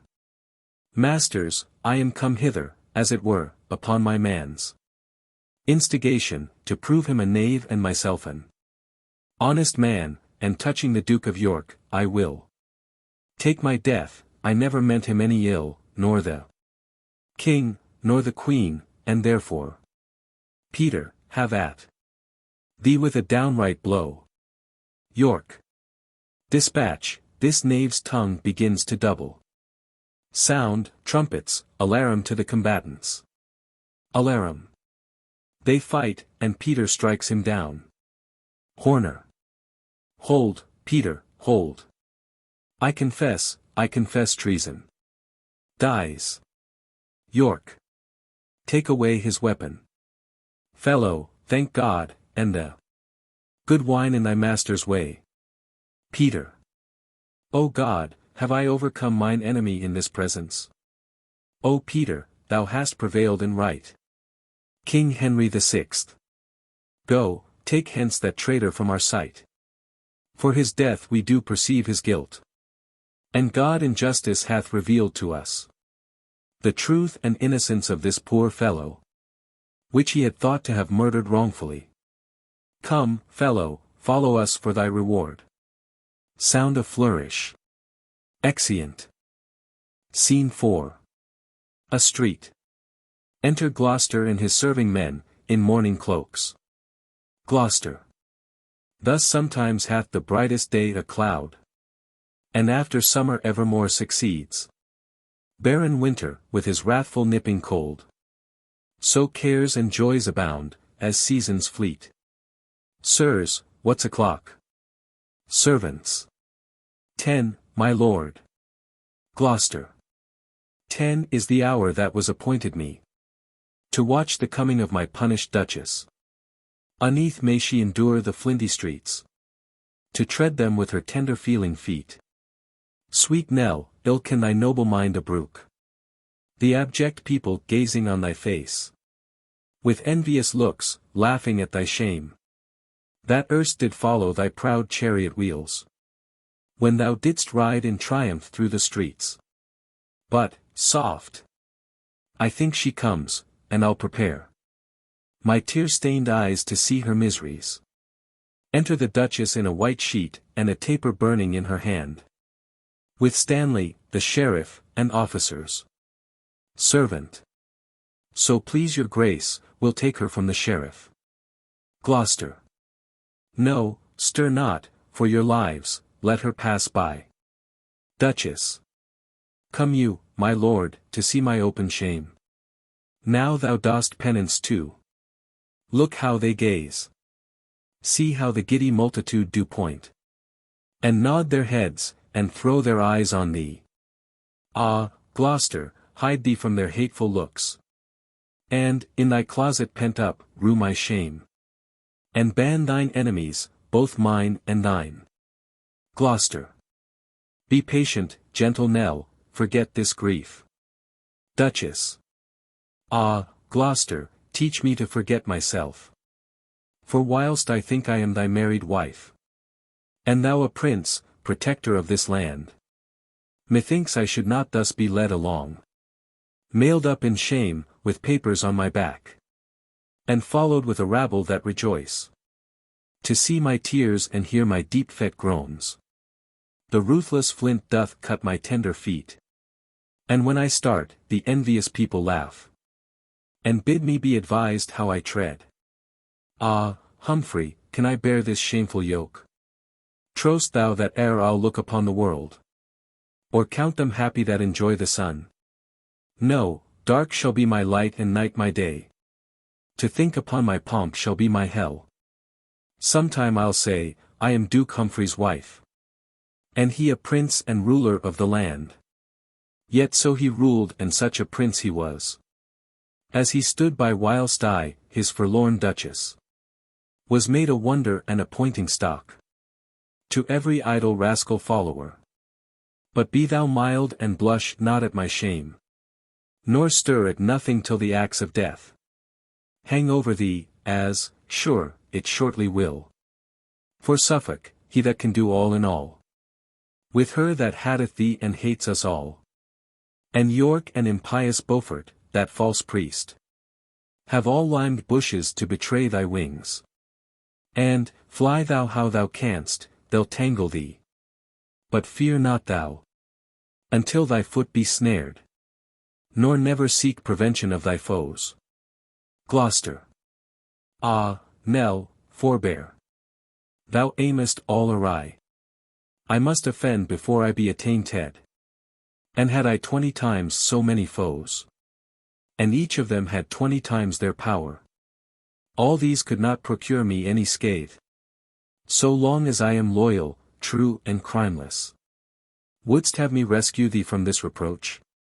Why, yet thy scandal were not wiped away, but I in danger for the breach of law. Thy greatest help is quiet, gentle Nell. I pray thee, sort thy heart to patience. These few days' wonder will be quickly worn. Enter a herald. Herald. I summon your grace to his majesty's parliament, holden at Bury the 1st of this next month. Gloucester. And my consent ne'er asked herein before. This is close dealing. Well, I will be there. Exit herald. My Nell, I take my leave, and, Master Sheriff, let not her penance exceed the king's commission. Sheriff. And please your grace, here my commission stays. And Sir John Stanley is appointed now to take her with him to the Isle of Man. Gloucester. Must you, Sir John, protect my lady here? Stanley. So am I given in charge, may't please your grace. Gloucester. Entreat her not the worse in that I pray. You use her well, the world may laugh again, and I may live to do you kindness if you do it her, and so, Sir John, farewell. Duchess. What, gone, my lord, and bid me not farewell? Gloucester. Witness my tears, I cannot stay to speak. Exeunt Gloucester and serving men. Duchess. Art thou gone too? All comfort go with thee. For none abides with me, my joy is death. Death, at whose name I oft have been afeard. Because I wished this world's eternity. Stanley, I prithee, go, and take me hence. I care not whither, for I beg no favour. Only convey me where thou art commanded. Stanley. Why, madam, that is to the Isle of Man. There to be used according to your state. Duchess. That's bad enough, for I am but reproach. And shall I then be used reproachfully? Stanley. Like to a duchess, and Duke Humphrey's lady. According to that state you shall be used. Duchess. Sheriff, farewell, and better than I fare. Although thou hast been conduct of my shame. Sheriff. It is my office, and, madam, pardon me. Duchess. Ay, farewell, thy office is discharged.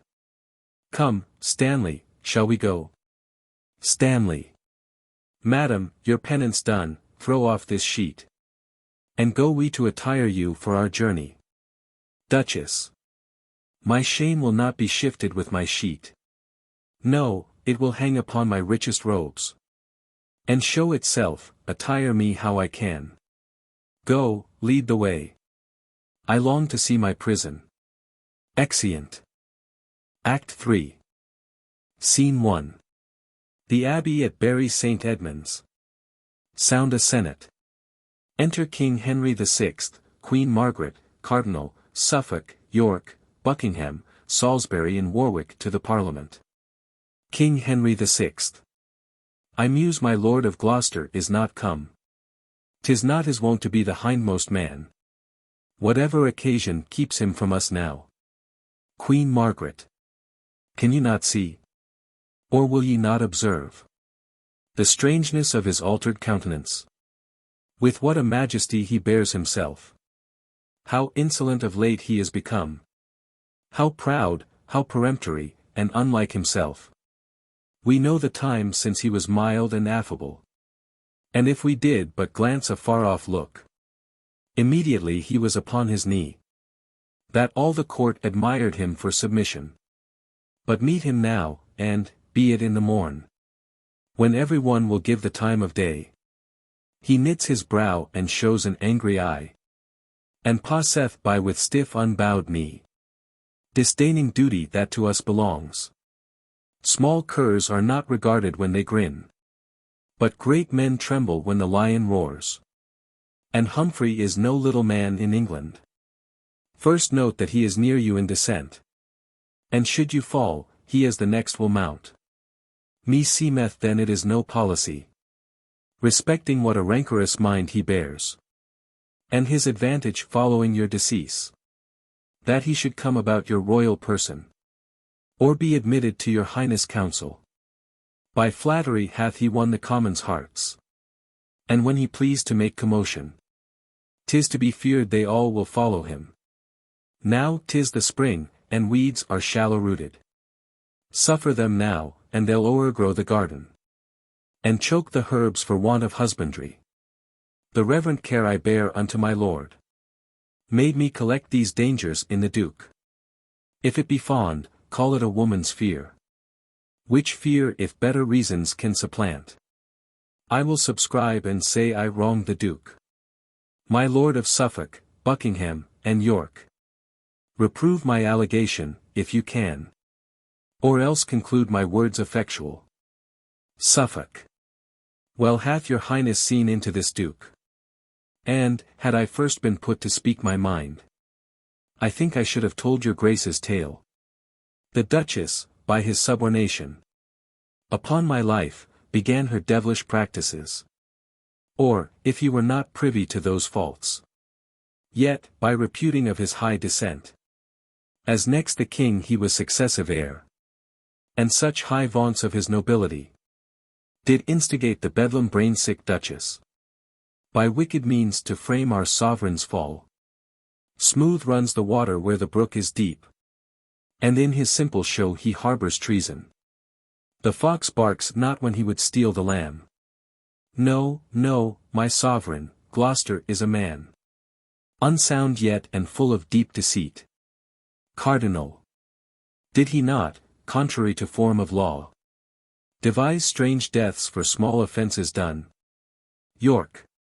And did he not, in his protectorship, levy great sums of money through the realm for soldiers' pay in France, and never sent it?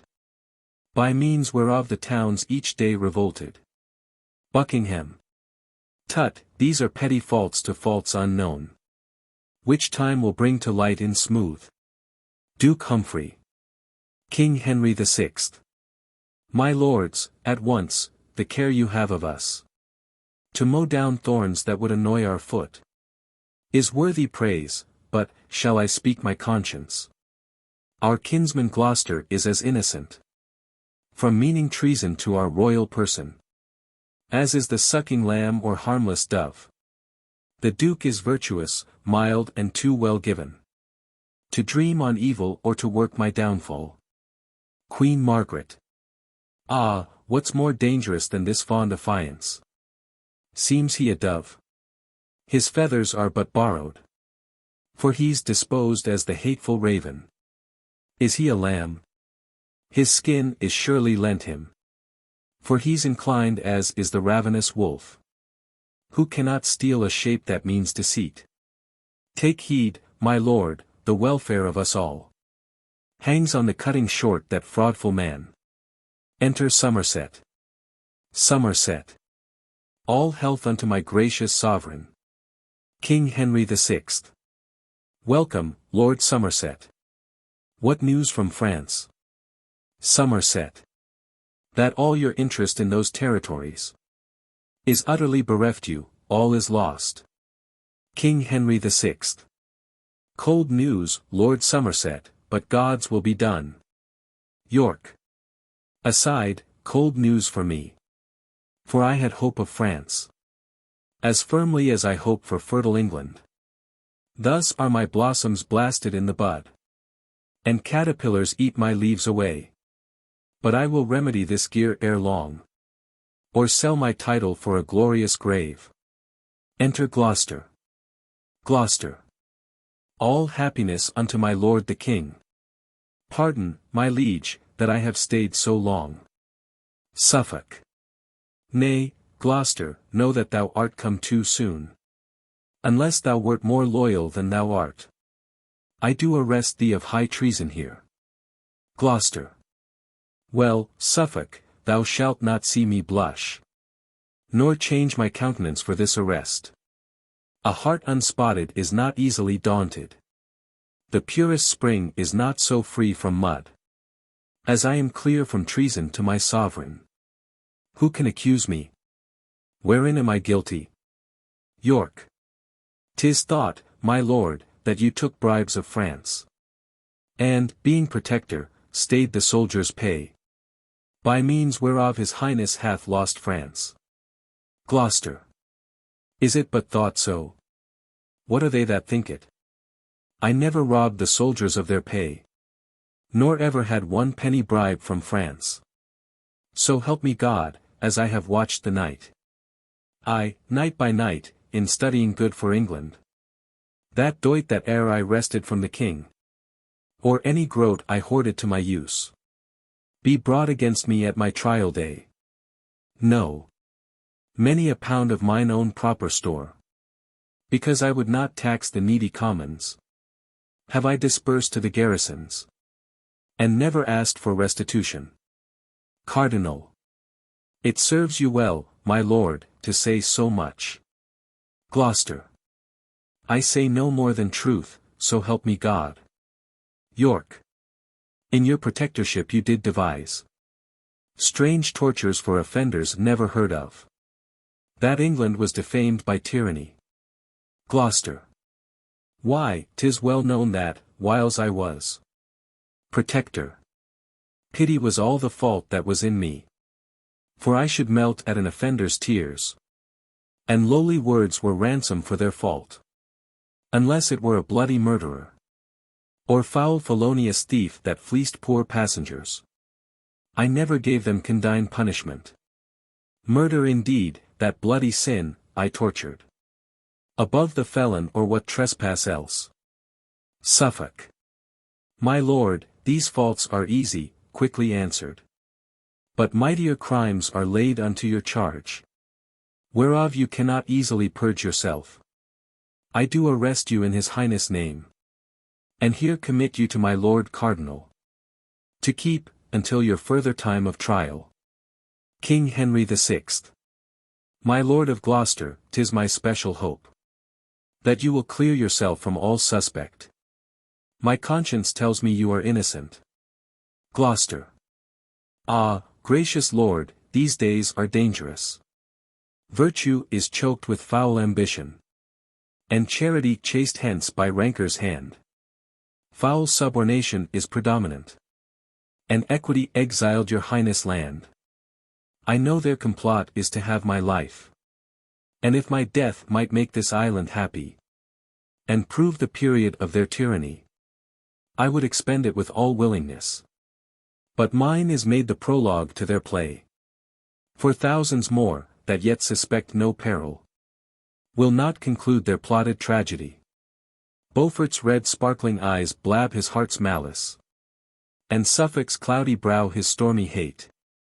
Sharp Buckingham unburthens with his tongue the envious load that lies upon his heart, and dogged York, that reaches at the moon, whose overweening arm I have plucked back, by false accuse doth level at my life. And you, my sovereign lady, with the rest, causeless have laid disgraces on my head, and with your best endeavour have stirred up my liefest liege to be mine enemy. I, all you have laid your heads together. Myself had notice of your conventicles, and all to make away my guiltless life. I shall not want false witness to condemn me, nor store of treasons to augment my guilt. The ancient proverb will be well effected. A staff is quickly found to beat a dog. Cardinal. My liege, his railing is intolerable. If those that care to keep your royal person from treason's secret knife and traitor's rage be thus upbraided, chid and rated at, and the offender granted scope of speech, 'twill make them cool in zeal unto your grace. Suffolk. Hath he not twit our sovereign lady here with ignominious words, though clerkly couched, as if she had suborned some to swear false allegations to o'erthrow his state? Queen Margaret. But I can give the loser leave to chide. Gloucester. Far truer spoke than meant, I lose, indeed. Beshrew the winners, for they played me false. And well such losers may have leave to speak. Buckingham. He'll wrest the sense and hold us here all day. Lord Cardinal, he is your prisoner. Cardinal. Sirs, take away the Duke, and guard him sure. Gloucester. Ah! Thus King Henry throws away his crutch, before his legs be firm to bear his body. Thus is the shepherd beaten from thy side, and wolves are gnarling who shall gnaw thee first. Ah, that my fear were false! Ah, that it were! For, good King Henry, thy decay I fear. Exit, guarded. King Henry VI. My lords, what to your wisdom seemeth best? Do or undo, as if ourself were here. Queen Margaret.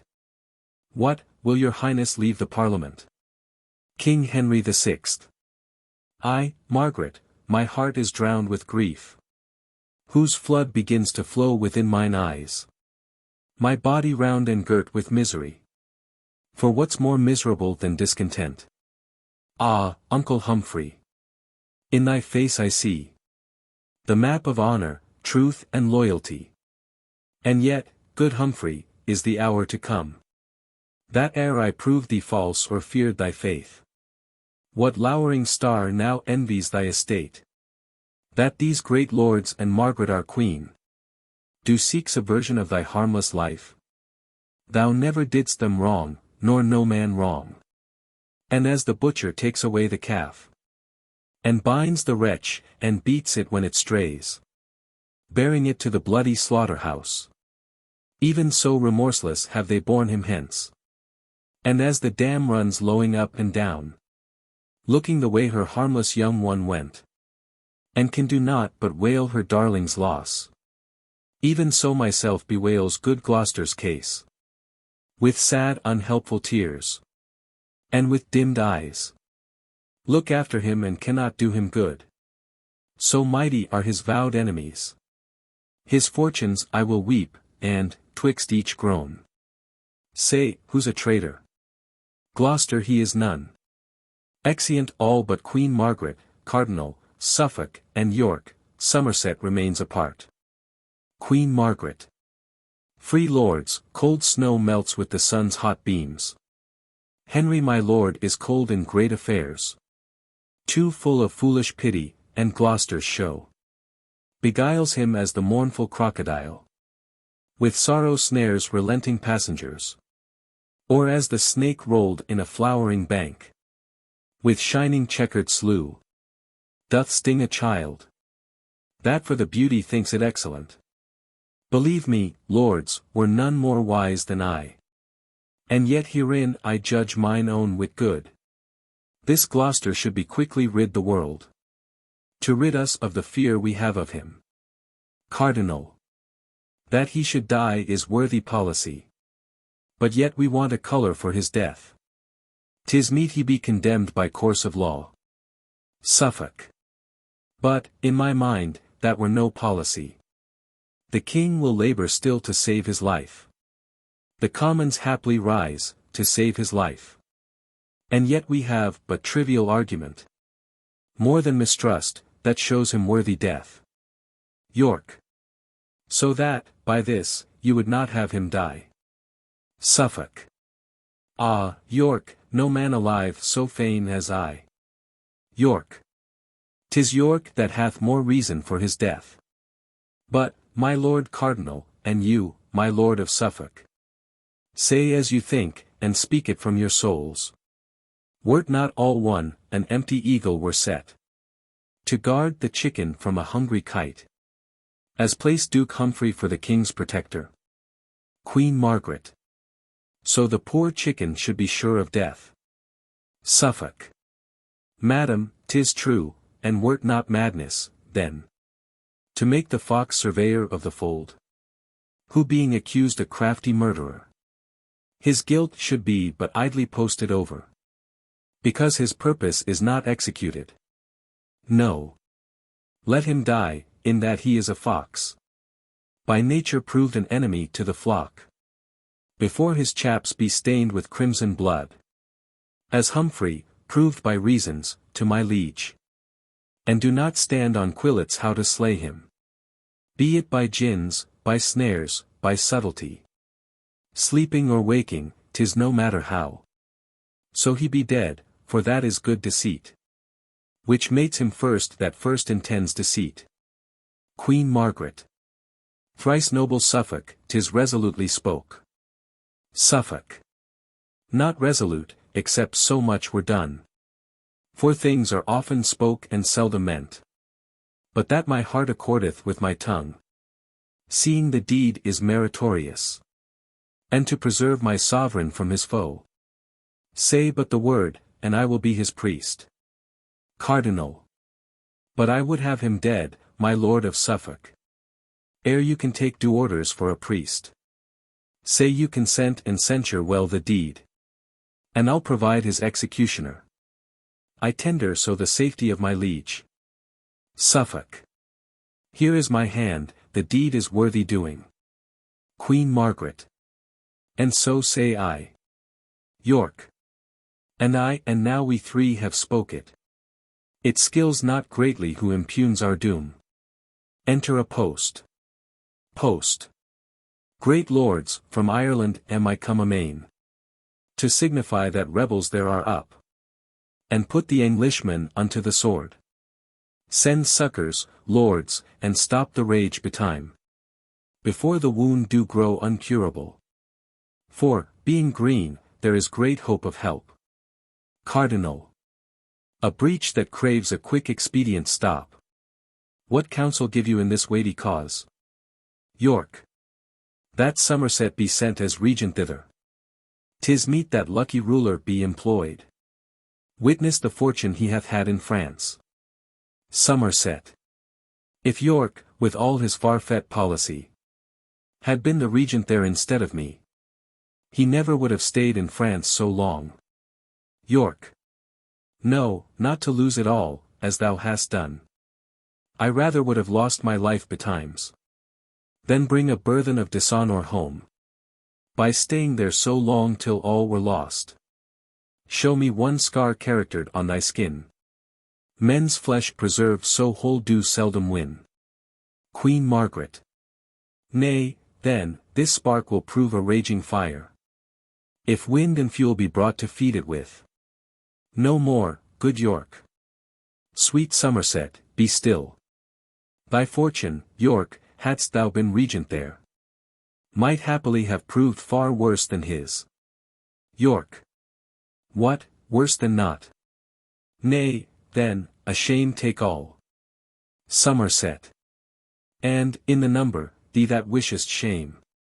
Cardinal. My lord of York, try what your fortune is.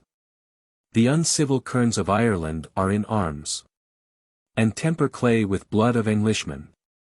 To Ireland will you lead a band of men, collected choicely, from each county some, and try your hap against the Irishmen?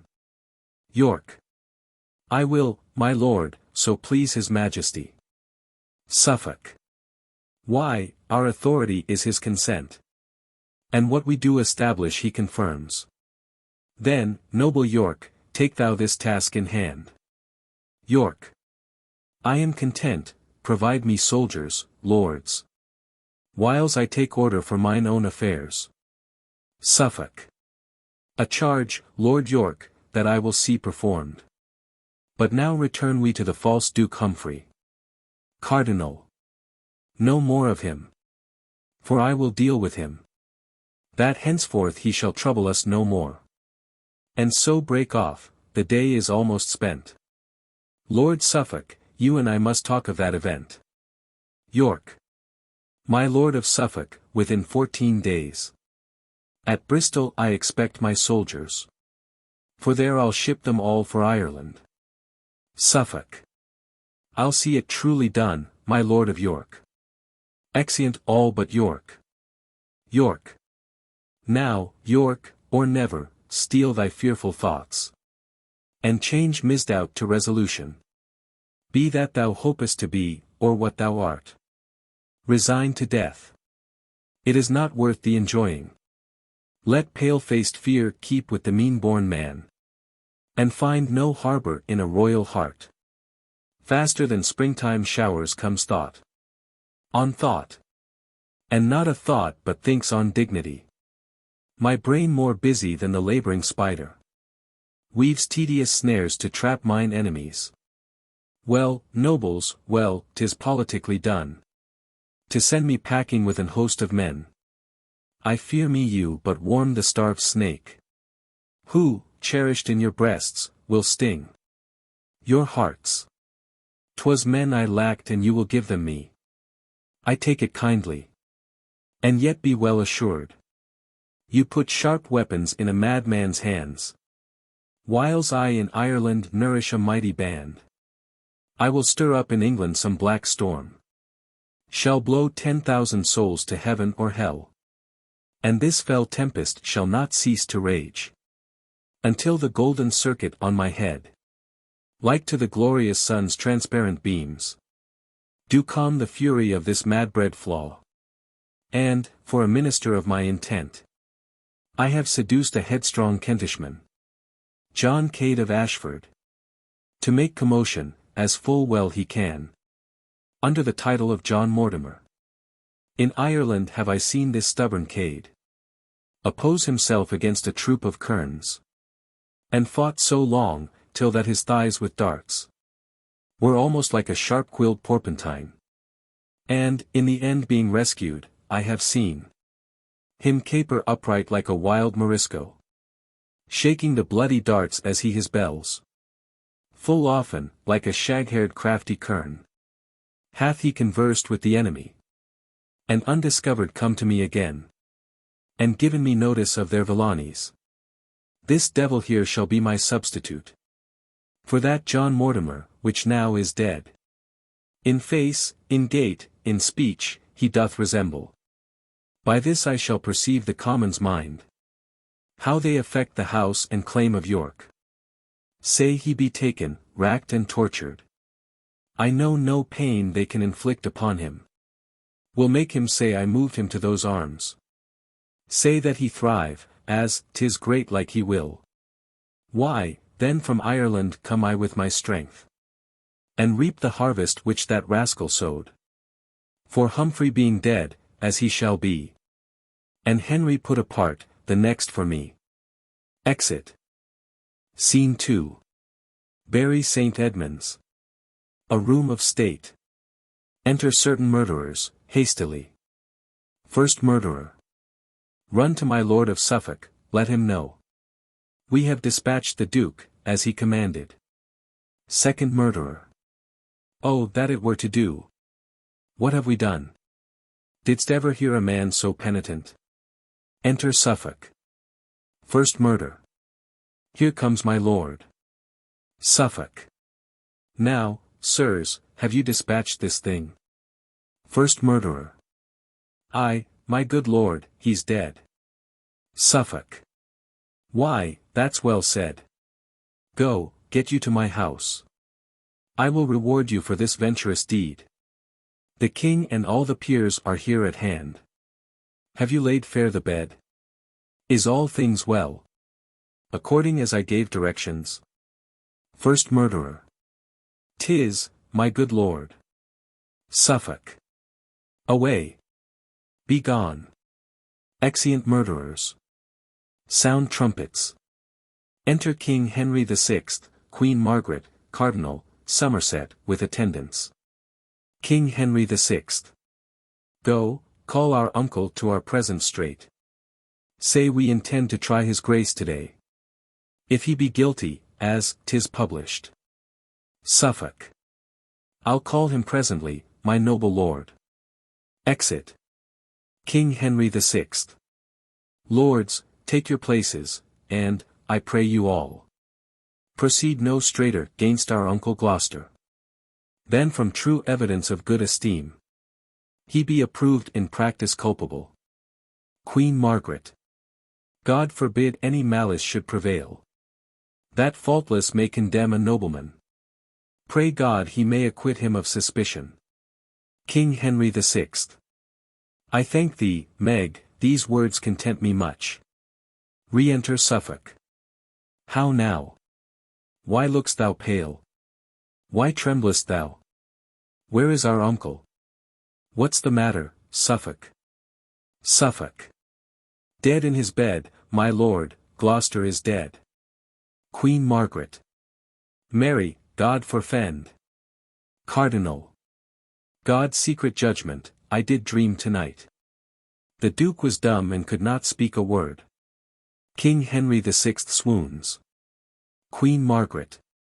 How fares my lord? Help, lords. The king is dead. Somerset. Rear up his body, wring him by the nose. Queen Margaret. Run, go, help, help. O Henry, ope thine eyes. Suffolk. He doth revive again, madam, be patient. King Henry VI. O heavenly God. Queen Margaret. How fares my gracious lord? Suffolk. Comfort, my sovereign. Gracious Henry, comfort. King Henry VI. What, doth my lord of Suffolk comfort me? Came he right now to sing a raven's note, whose dismal tune bereft my vital powers? And thinks he that the chirping of a wren, by crying comfort from a hollow breast, can chase away the first conceived sound? Hide not thy poison with such sugared words. Lay not thy hands on me, forbear, I say. Their touch affrights me as a serpent's sting. Thou baleful messenger, out of my sight. Upon thy eyeballs murderous tyranny. Sits in grim majesty, to fright the world. Look not upon me, for thine eyes are wounding. Yet do not go away, come, basilisk. And kill the innocent gazer with thy sight. For in the shade of death I shall find joy. In life but double death, now Gloucester's dead. Queen Margaret. Why do you rate my Lord of Suffolk thus? Although the Duke was enemy to him, yet he most Christian-like laments his death.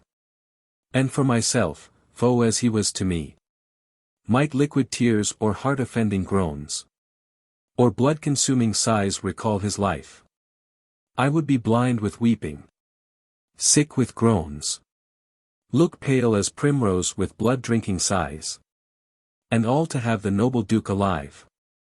What know I how the world may deem of me? For it is known we were but hollow friends. It may be judged I made the Duke away. So shall my name with slander's tongue be wounded, and princes' courts be filled with my reproach. This get I by his death, I me, unhappy, to be a queen, and crowned with infamy. King Henry VI. Ah, woe is me for Gloucester, wretched man. Queen Margaret. Be woe for me, more wretched than he is. What, dost thou turn away and hide thy face? I am no loathsome leper, look on me. What? Art thou, like the adder, waxen deaf? Be poisonous too and kill thy forlorn queen. Is all thy comfort shut in Gloucester's tomb? Why, then, Dame Margaret was ne'er thy joy. Erect his statue and worship it, and make my image but an alehouse sign. Was I for this nigh wrecked upon the sea, and twice by awkward wind from England's bank drove back again unto my native clime? What boded this, but well forewarning wind? Did seem to say, seek not a scorpion's nest, nor set no footing on this unkind shore. What did I then, but curse the gentle gusts, and he that loosed them forth their brazen caves, and bid them blow towards England's blessed shore, or turn our stern upon a dreadful rock? Yet Aeolus would not be a murderer, but left that hateful office unto thee. The pretty vaulting sea refused to drown me, knowing that thou wouldst have me drowned on shore, with tears as salt as sea. Through thy unkindness, the splitting rocks cowered in the sinking sands, and would not dash me with their ragged sides, because thy flinty heart, more hard than they, might in thy palace perish. Margaret.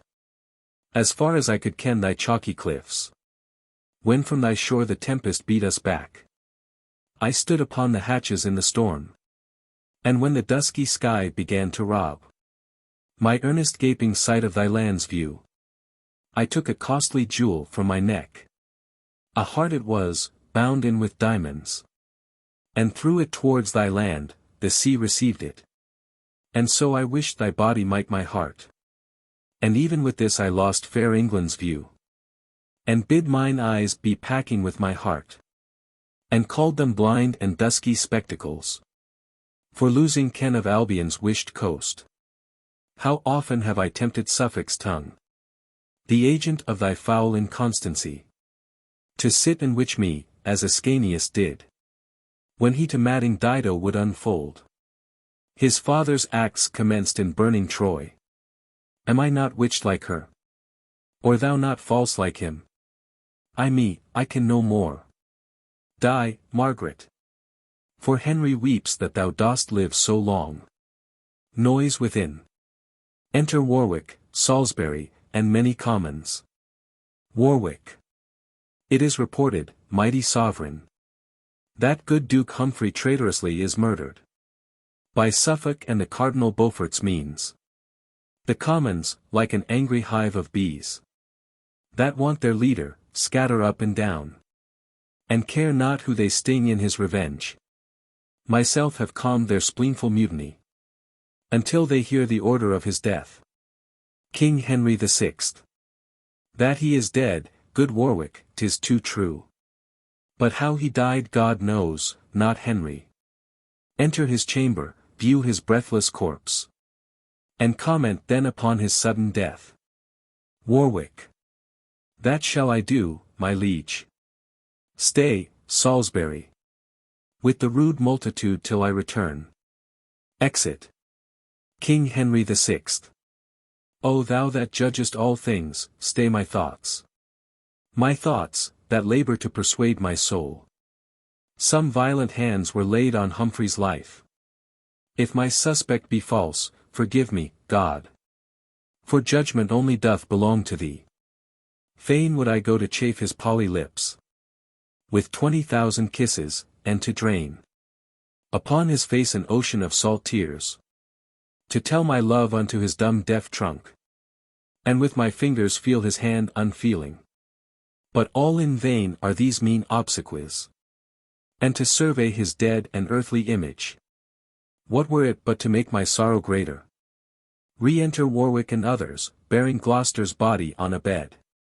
Warwick. Come hither, gracious sovereign, view this body. King Henry VI. That is to see how deep my grave is made. For with his soul fled all my worldly solace. For seeing him I see my life in death. Warwick. As surely as my soul intends to live. With that dread king that took our state upon him. To free us from his father's wrathful curse. I do believe that violent hands were laid upon the life of this thrice-famed Duke. Suffolk. A dreadful oath, sworn with a solemn tongue.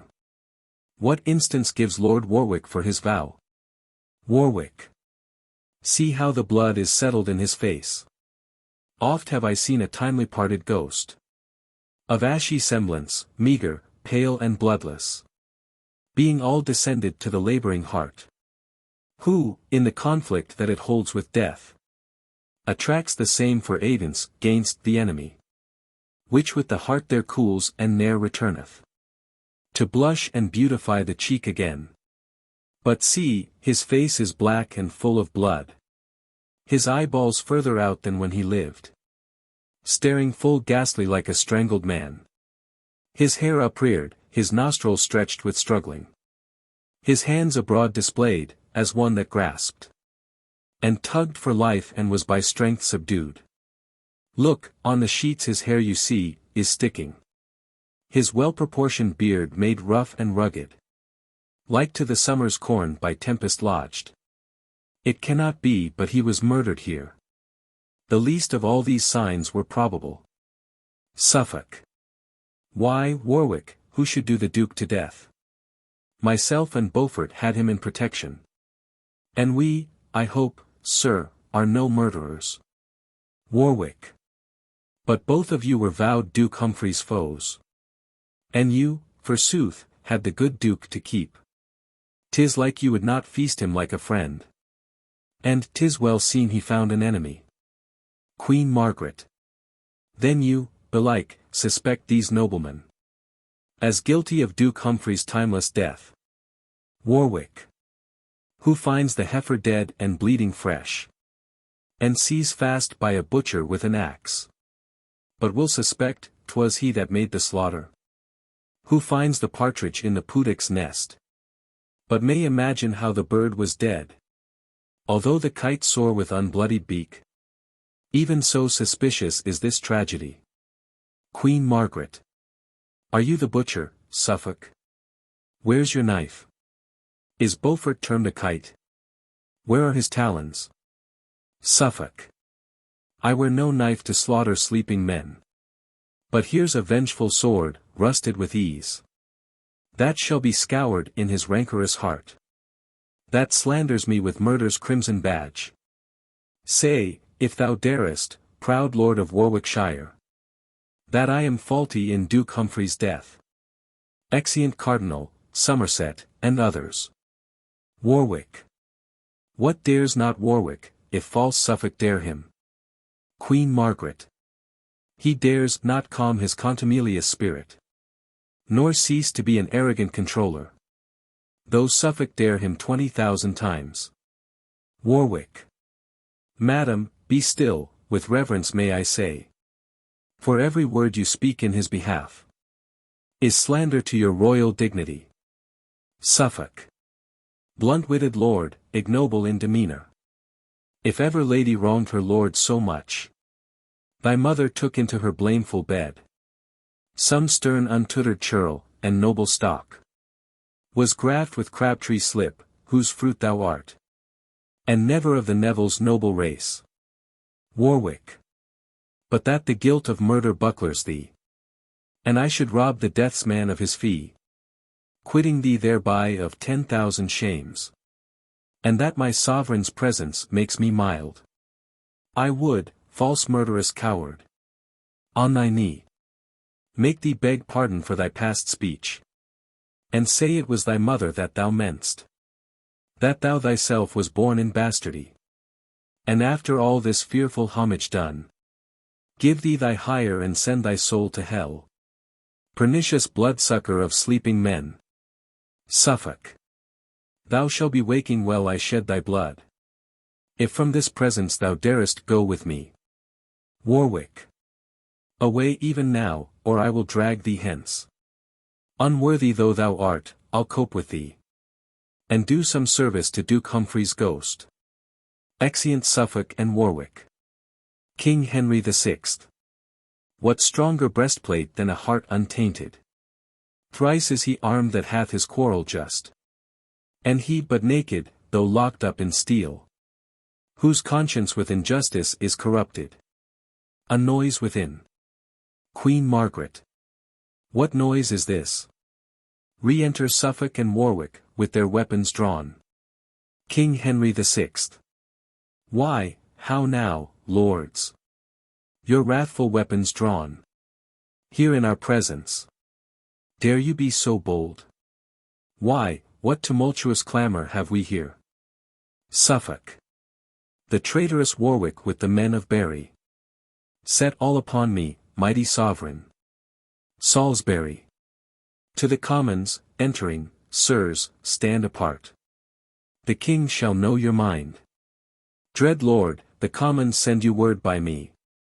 Unless Lord Suffolk straight be done to death, or banished fair England's territories, they will by violence tear him from your palace, and torture him with grievous lingering death.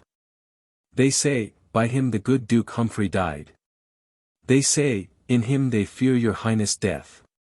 And mere instinct of love and loyalty, free from a stubborn opposite intent, as being thought to contradict your liking, makes them thus forward in his banishment. They say, in care of your most royal person, that if your highness should intend to sleep, and charge that no man should disturb your rest, in pain of your dislike or pain of death. Yet, notwithstanding such a strait edict, were there a serpent seen, with forked tongue, that slyly glided towards your majesty, it were but necessary you were waked, lest, being suffered in that harmful slumber, the mortal worm might make the sleep eternal. And therefore do they cry, though you forbid, that they will guard you, whether you will or no, from such fell serpents as false Suffolk is, with whose envenomed and fatal sting, your loving uncle, 20 times his worth, they say, is shamefully bereft of life. Commons. Within, an answer from the king, my Lord of Salisbury. Suffolk. 'Tis like the Commons, rude unpolished hinds, could send such message to their sovereign. But you, my lord, were glad to be employed, to show how quaint an orator you are. But all the honour Salisbury hath won, is, that he was the Lord Ambassador, sent from a sort of tinkers to the king. Commons. Within, an answer from the king, or we will all break in. King Henry VI. Go, Salisbury, and tell them all from me. I thank them for their tender loving care. And had I not been cited so by them, yet did I purpose as they do entreat. For, sure, my thoughts do hourly prophesy mischance unto my state by Suffolk's means. And therefore, by his majesty I swear, whose far unworthy deputy I am, he shall not breathe infection in this air. But 3 days longer, on the pain of death. Exit Salisbury. Queen Margaret. O Henry, let me plead for gentle Suffolk. King Henry VI. Ungentle Queen, to call him gentle Suffolk. No more, I say, if thou dost plead for him. Thou wilt but add increase unto my wrath. Had I but said, I would have kept my word. But when I swear, it is irrevocable. If, after 3 days' space, thou here be'st found, on any ground that I am ruler of, the world shall not be ransom for thy life. Come, Warwick, come, good Warwick, go with me. I have great matters to impart to thee. Exeunt all but Queen Margaret and Suffolk. Queen Margaret. Mischance and sorrow go along with you. Heart's discontent and sour affliction be playfellows to keep you company. There's 2 of you, the devil make a 3rd. And threefold vengeance tend upon your steps. Suffolk. Cease, gentle Queen, these execrations.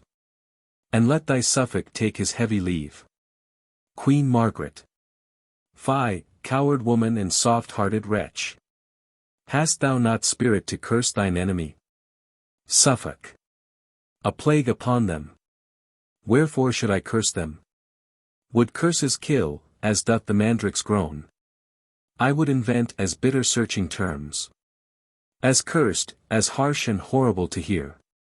Delivered strongly through my fixed teeth. With full as many signs of deadly hate. As lean-faced envy in her loathsome cave. My tongue should stumble in mine earnest words. Mine eyes should sparkle like the beaten flint. Mine hair be fixed on end, as one distract. I, every joint should seem to curse and ban. And even now my burthened heart would break. Should I not curse them? Poison be their drink. Gall, worse than gall, the daintiest that they taste. Their sweetest shade a grove of cypress trees. Their chiefest prospect murdering basilisks. Their softest touch as smart as lizard's sting. Their music frightful as the serpent's hiss. And boding screech owls make the concert full. All the foul terrors in dark-seated hell. Queen Margaret. Enough, sweet Suffolk, thou torment'st thyself. And these dread curses, like the sun, gainst glass. Or like an overcharged gun, recoil. And turn the force of them upon thyself.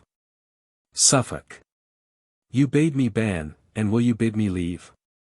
Now, by the ground that I am banished from. Well could I curse away a winter's night. Though standing naked on a mountain top. Where biting cold would never let grass grow.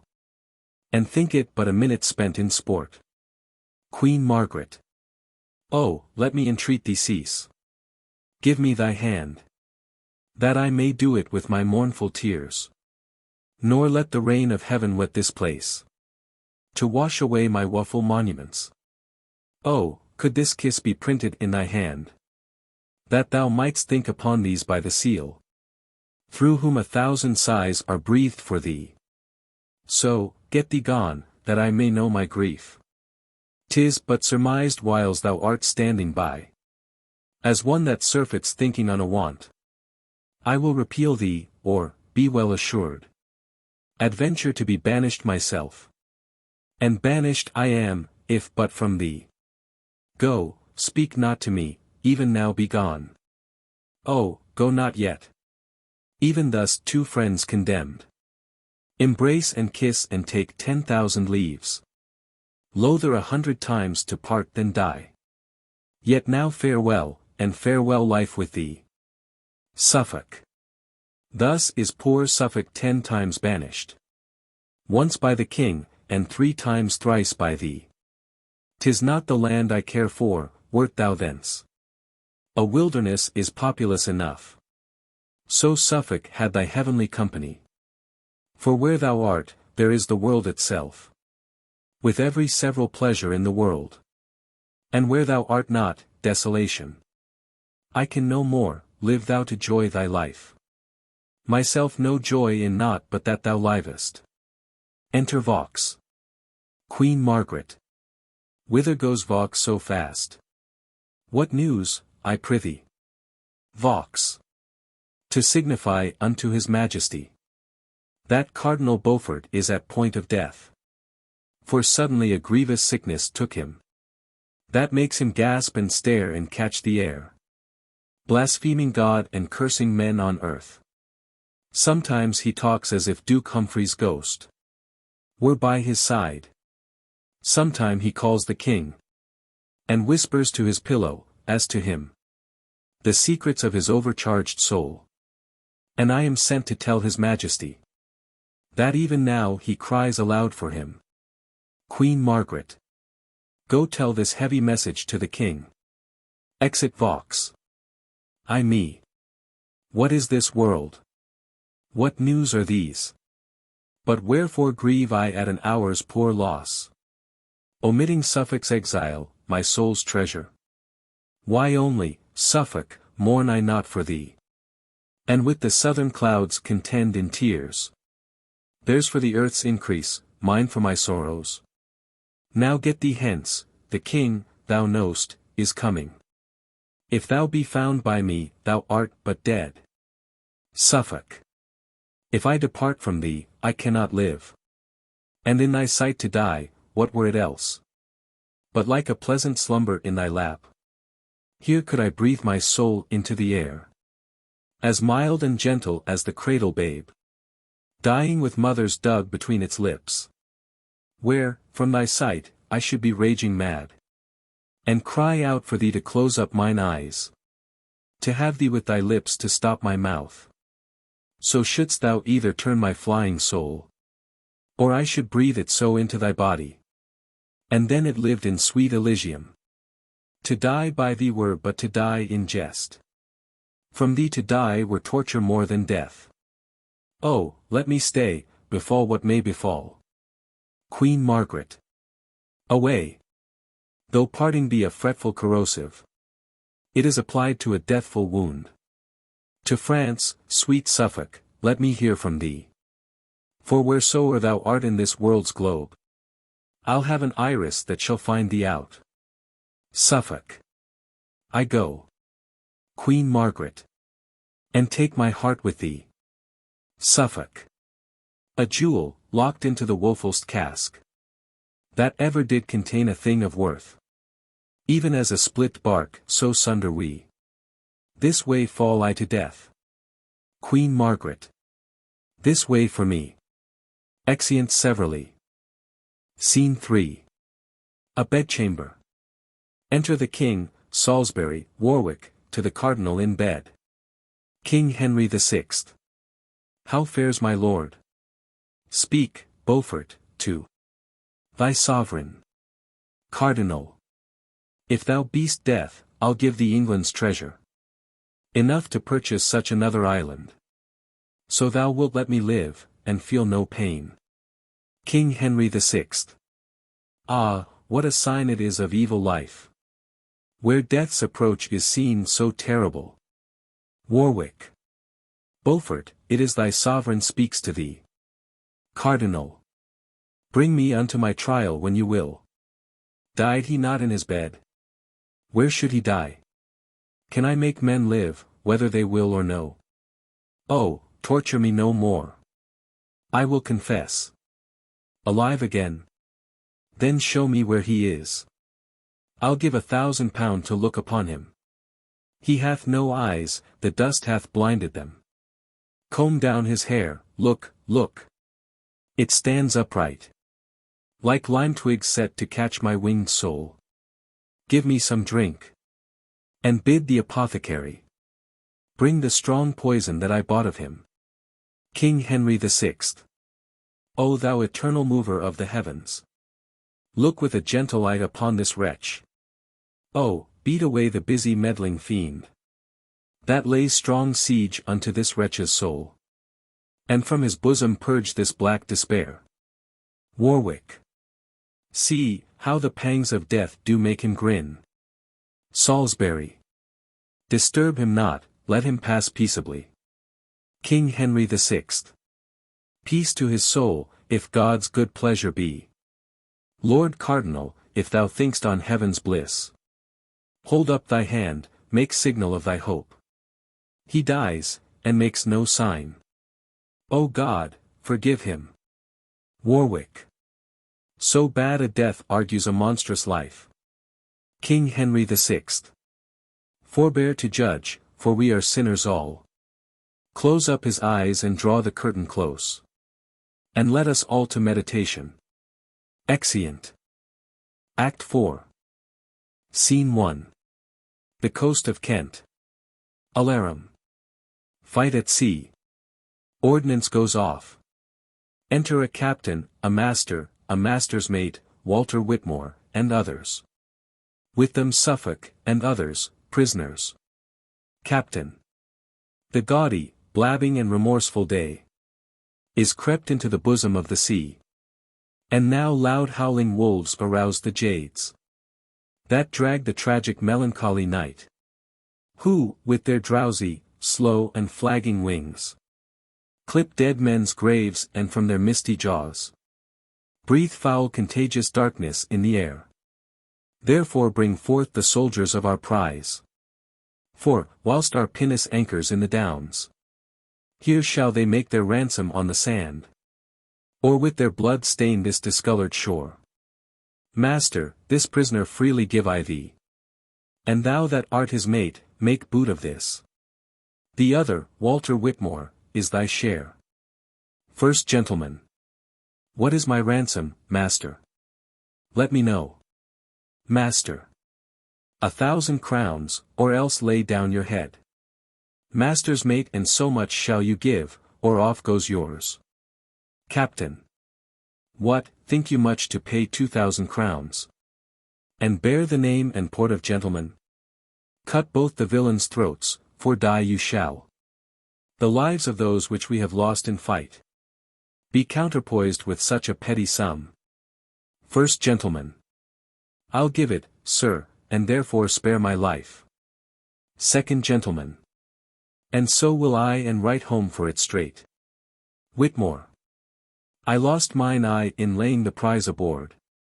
And therefore to revenge it, shalt thou die. To Suffolk.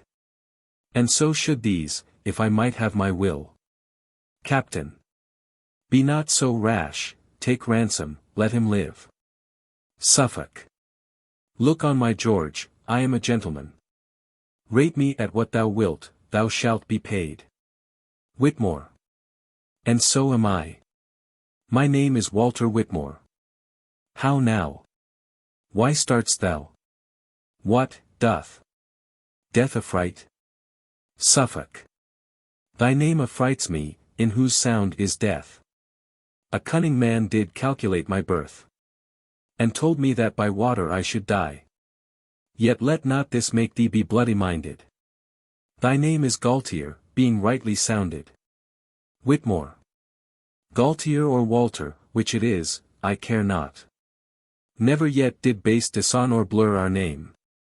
But with our sword we wiped away the blot. Therefore, when merchant-like I sell revenge, broke be my sword, my arms torn and defaced, and I proclaimed a coward through the world. Suffolk. Stay, Whitmore, for thy prisoner is a prince. The Duke of Suffolk, William de la Pole. Whitmore. The Duke of Suffolk muffled up in rags. Suffolk. Ay, but these rags are no part of the Duke. Jove sometimes went disguised, and why not I? Captain. But Jove was never slain, as thou shalt be. Suffolk. Obscure and lowly swain, King Henry's blood, the honourable blood of Lancaster, must not be shed by such a jaded groom. Hast thou not kissed thy hand and held my stirrup, bareheaded plodded by my footcloth mule, and thought thee happy when I shook my head? How often hast thou waited at my cup, fed from my trencher, kneeled down at the board, when I have feasted with Queen Margaret? Remember it and let it make thee crestfallen. Ay, and allay this thy abortive pride. How in our voiding lobby hast thou stood, and duly waited for my coming forth? This hand of mine hath writ in thy behalf. And therefore shall it charm thy riotous tongue. Whitmore. Speak, Captain, shall I stab the forlorn swain? Captain. First let my word stab him, as he hath me. Suffolk. Base slave, thy words are blunt and so art thou. Captain. Convey him hence and on our longboat side. Strike off his head. Suffolk. Thou darest not, for thy own. Captain. Yes, Pole. Suffolk. Pole. Captain. Poole. Sir Poole. Lord. I, kennel, puddle, sink, whose filth and dirt troubles the silver spring where England drinks. Now will I dam up this thy yawning mouth, for swallowing the treasure of the realm. Thy lips that kissed the Queen shall sweep the ground. And thou that smiledst at good Duke Humphrey's death, against the senseless winds shalt grin in vain. Who in contempt shall hiss at thee again? And wedded be thou to the hags of hell, for daring to affy a mighty lord, unto the daughter of a worthless king, having neither subject, wealth, nor diadem. By devilish policy art thou grown great, and, like ambitious Scylla, overgorged with gobbets of thy mother's bleeding heart. By the Anjou and Maine were sold to France. The false revolting Normans thorough thee disdain to call us lord, and Picardy hath slain their governors, surprised our forts, and sent the ragged soldiers wounded home. The princely Warwick, and the Nevilles all, whose dreadful swords were never drawn in vain, as hating thee, are rising up in arms. And now the house of York, thrust from the crown, by shameful murder of a guiltless king, and lofty proud encroaching tyranny, burns with revenging fire, whose hopeful colours advance our half-faced sun, striving to shine, under the which is writ Invitus Nubibus. The commons here in Kent are up in arms. And, to conclude, reproach and beggary is crept into the palace of our king. And all by thee. Away! Convey him hence. Suffolk. Oh, that I were a god, to shoot forth thunder upon these paltry, servile, abject drudges. Small things make base men proud, this villain here, being captain of a pinnace, threatens more than Bargillus the strong Illyrian pirate. Drones suck not eagle's blood but rob beehives. It is impossible that I should die by such a lowly vassal as thyself. Thy words move rage and not remorse in me. I go of message from the Queen to France. I charge thee waft me safely cross the channel. Captain. Walter. Whitmore. Come, Suffolk, I must waft thee to thy death. Suffolk. Gelidus timor occupat artis it is thee I fear. Whitmore. Thou shalt have cause to fear before I leave thee. What, are ye daunted now? Now will ye stoop? First Gentleman.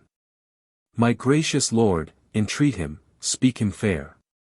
Suffolk. Suffolk's imperial tongue is stern and rough, used to command, untaught to plead for favor. Far be it we should honor such as these. With humble suit, no, rather let my head stoop to the block than these knees bow to any, save to the God of heaven and to my king. And sooner dance upon a bloody pole than stand uncovered to the vulgar groom. True nobility is exempt from fear. More can I bear than you dare execute. Captain. Hale him away, and let him talk no more. Suffolk. Come, soldiers, show what cruelty ye can, that this my death may never be forgot. Great men oft die by vile Bezonians. A Roman sworder and bandito slave murdered sweet Tully, Brutus' bastard hand. Stabbed Julius Caesar, savage islanders. Pompey the Great, and Suffolk dies by pirates. Exeunt Whitmore and others with Suffolk. Captain. And as for these whose ransom we have set, It is our pleasure one of them depart. Therefore come you with us and let him go. Exeunt all but the first gentleman. Re-enter Whitmore with Suffolk's body. Whitmore. There let his head and lifeless body lie, until the Queen his mistress bury it. Exit. First Gentleman.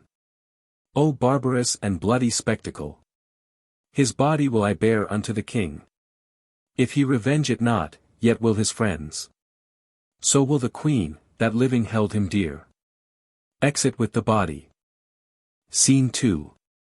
Blackheath. Enter George Bevis and John Holland. Bevis. Come, and get thee a sword, though made of a lath.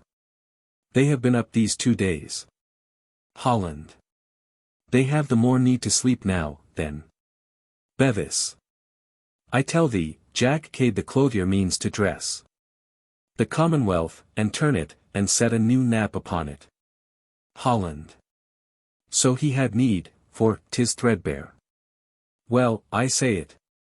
Was never merry world in England since gentlemen came up. Bevis. O miserable age! Virtue is not regarded in handicraftsmen. Holland. The nobility think scorn to go in leather aprons. Bevis. Nay, more, the King's council are no good workmen. Holland. True, and yet it is said, labor in thy vocation. Which is as much to say as, let the magistrates be laboring men, and therefore should we be magistrates. Bevis. Thou hast hit it, for there's no better sign of a brave mind than a hard hand. Holland. I see them. I see them. There's best son, the tanner of Wingham. Bevis. He shall have the skin of our enemies, to make dog's leather of. Holland. And Dick the butcher. Bevis. Then is sin struck down like an ox, and iniquities throat cut like a calf. Holland. And Smith the weaver. Bevis. Argo, their thread of life is spun. Holland. Come, come, let's fall in with them. Drum. Enter Cade, Dick the butcher, Smith the weaver, and a Sawyer, with infinite numbers. Cade. We John Cade, so termed of our supposed father. Dick. Aside, or rather, of stealing a cade of herrings. Cade. For our enemies shall fall before us, inspired with the spirit of putting down kings and princes. Command silence. Dick. Silence. Cade. My father was a Mortimer. Dick. Aside, he was an honest man, and a good bricklayer. Cade. My mother a Plantagenet. Dick. Aside, I knew her well, she was a midwife. Cade. My wife descended of the Lacys. Dick. Aside, she was, indeed, a peddler's daughter, and sold many laces. Smith. Aside, but now of late, notable to travel with her furred pack, she washes bucks here at home. Cade. Therefore am I of an honorable house. Dick. Aside, I, by my faith, the field is honorable. And there was he born, under a hedge, for his father had never a house but the cage. Cade. Valiant I am. Smith. Aside, must needs, for beggary is valiant. Cade. I am able to endure much. Dick. Aside, no question of that. For I have seen him whipped 3 market days together. Cade. I fear neither sword nor fire. Smith. Aside, he need not fear the sword, for his coat is of proof. Dick. Aside, but methinks he should stand in fear of fire, being burnt the hand for stealing of sheep. Cade. Be brave, then, for your captain is brave, and vows reformation. There shall be in England 7 halfpenny loaves sold for a penny, the 3-hooped pot shall have 10 hoops, and I will make it felony. To drink small beer, all the realm shall be in common. And in Cheapside shall my palfrey go to grass, and when I am king, as king I will be. All. God save your majesty. Cade. I thank you, good people, there shall be no money. All shall eat and drink on my score. And I will apparel them all in one livery, that they may agree like brothers and worship me their lord. Dick. The first thing we do, let's kill all the lawyers. Cade. Nay, that I mean to do. Is not this a lamentable thing, that of the skin of an innocent lamb should be made parchment? That parchment, being scribbled o'er, should undo a man. Some say the bee stings. But I say, 'tis the bee's wax. For I did but seal once to a thing, and I was never mine own man since. How now?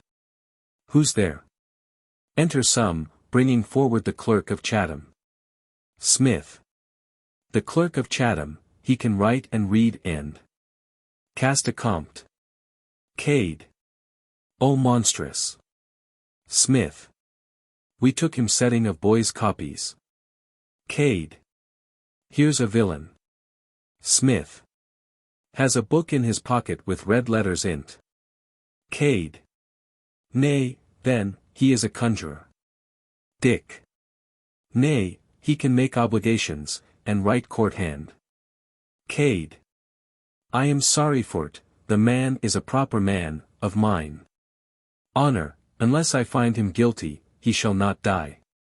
Come hither, sirrah, I must examine thee, what is thy name? Clerk. Emmanuel. Dick. They used to write it on the top of letters, 'twill go hard with you. Cade. Let me alone. Dost thou use to write thy name? Or hast thou a mark to thyself, like an honest, plain-dealing man? Clerk. Sir, I thank God, I have been so well brought up that I can write my name. All. He hath confessed, away with him. He's a villain. And a traitor. Cade. Away with him, I say. Hang him with his pen and inkhorn about his neck. Exit one with the clerk. Enter Michael. Michael. Where's our general? Cade. Here I am, thou particular fellow. Michael. Fly, fly, fly. Sir Humphrey Stafford and his brother are hard by, with the king's forces. Cade. Stand, villain, stand, or I'll fell thee down. He shall be encountered with a man as good as himself. He is but a knight, is a Michael. No. Cade. To equal him, I will make myself a knight presently. Kneels. Rise up, Sir John Mortimer. Rises. Now have at him.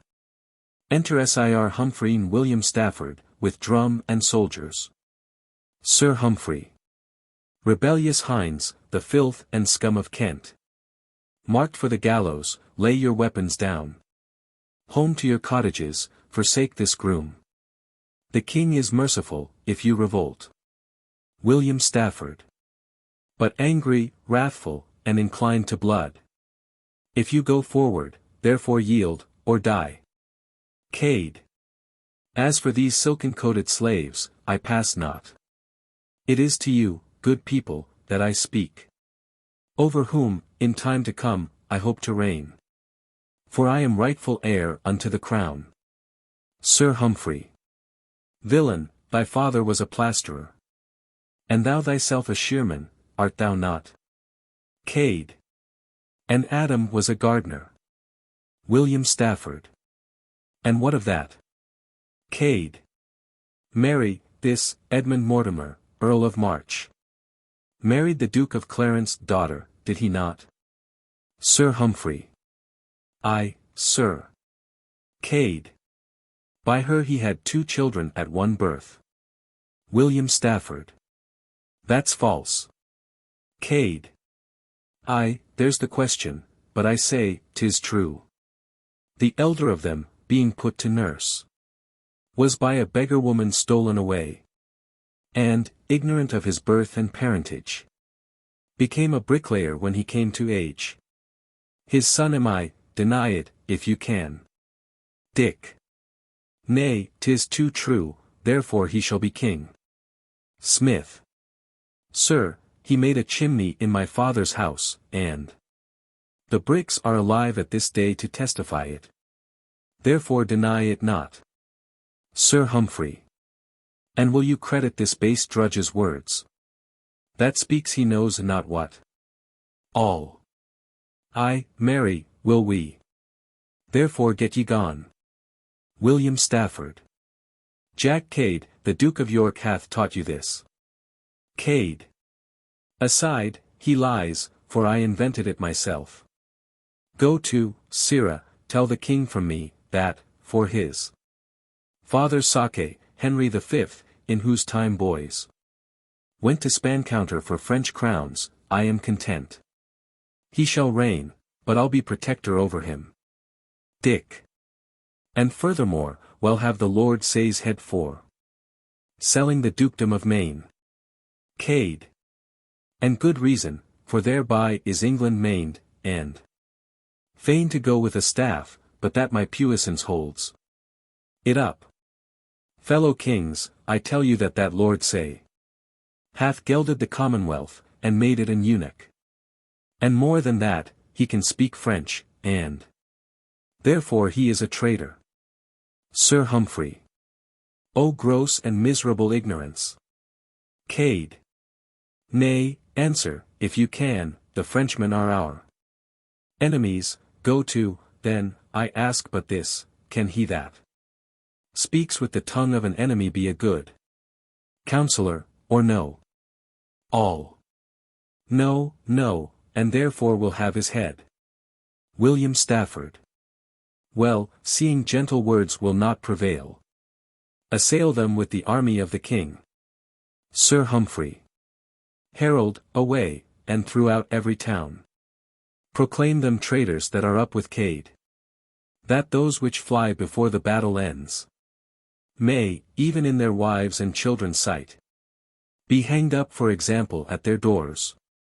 And you that be the king's friends, follow me. Exeunt William Stafford and Sir Humphrey, and soldiers. Cade. And you that love the commons, follow me. Now show yourselves men, 'tis for liberty. We will not leave one lord, one gentleman. Spare none but such as go in clout shoon. For they are thrifty honest men, and such as would, but that they dare not, take our parts. Dick. They are all in order and march toward us. Cade. But then are we in order when we are most out of order. Come, march forward. Exeunt. Scene 3. Another part of Blackheath. Alarums to the fight, wherein Sir Humphrey and William Stafford are slain. Enter Cade and the rest. Cade. Where's Dick, the butcher of Ashford? Dick. Here, sir. Cade. They fell before thee like sheep and oxen, and thou behavedst thyself as if thou hadst been in thine own slaughter-house, therefore thus will I reward thee. The Lent shall be as long again as it is. And thou shalt have a license to kill for 100 lacking. 1. Dick. I desire no more. Cade. And, to speak truth, thou deservest no less. This monument of the victory will I bear, putting on Sir Humphrey's brigandine. And the bodies shall be dragged at my horse heels, till I do come to London, where we will have the mayor's sword borne before us. Dick. If we mean to thrive and do good, break open the jails and let out the prisoners. Cade. Fear not that, I warrant thee. Come, let's march. Towards London. Exeunt. Scene 4. London. The Palace. Enter King Henry VI with a supplication, and the Queen with Suffolk's head, Buckingham and Lord Say. Queen Margaret. Oft have I heard that grief softens the mind, and makes it fearful and degenerate. Think therefore on revenge and cease to weep. But who can cease to weep and look on this? Here may his head lie on my throbbing breast. But where's the body that I should embrace? Buckingham. What answer makes your grace to the rebels? Supplication. King Henry VI. I'll send some holy bishop to entreat. For God forbid so many simple souls should perish by the sword. And I myself, rather than bloody war shall cut them short, will parley with Jack Cade their general. But stay, I'll read it over once again. Queen Margaret. Ah, barbarous villains!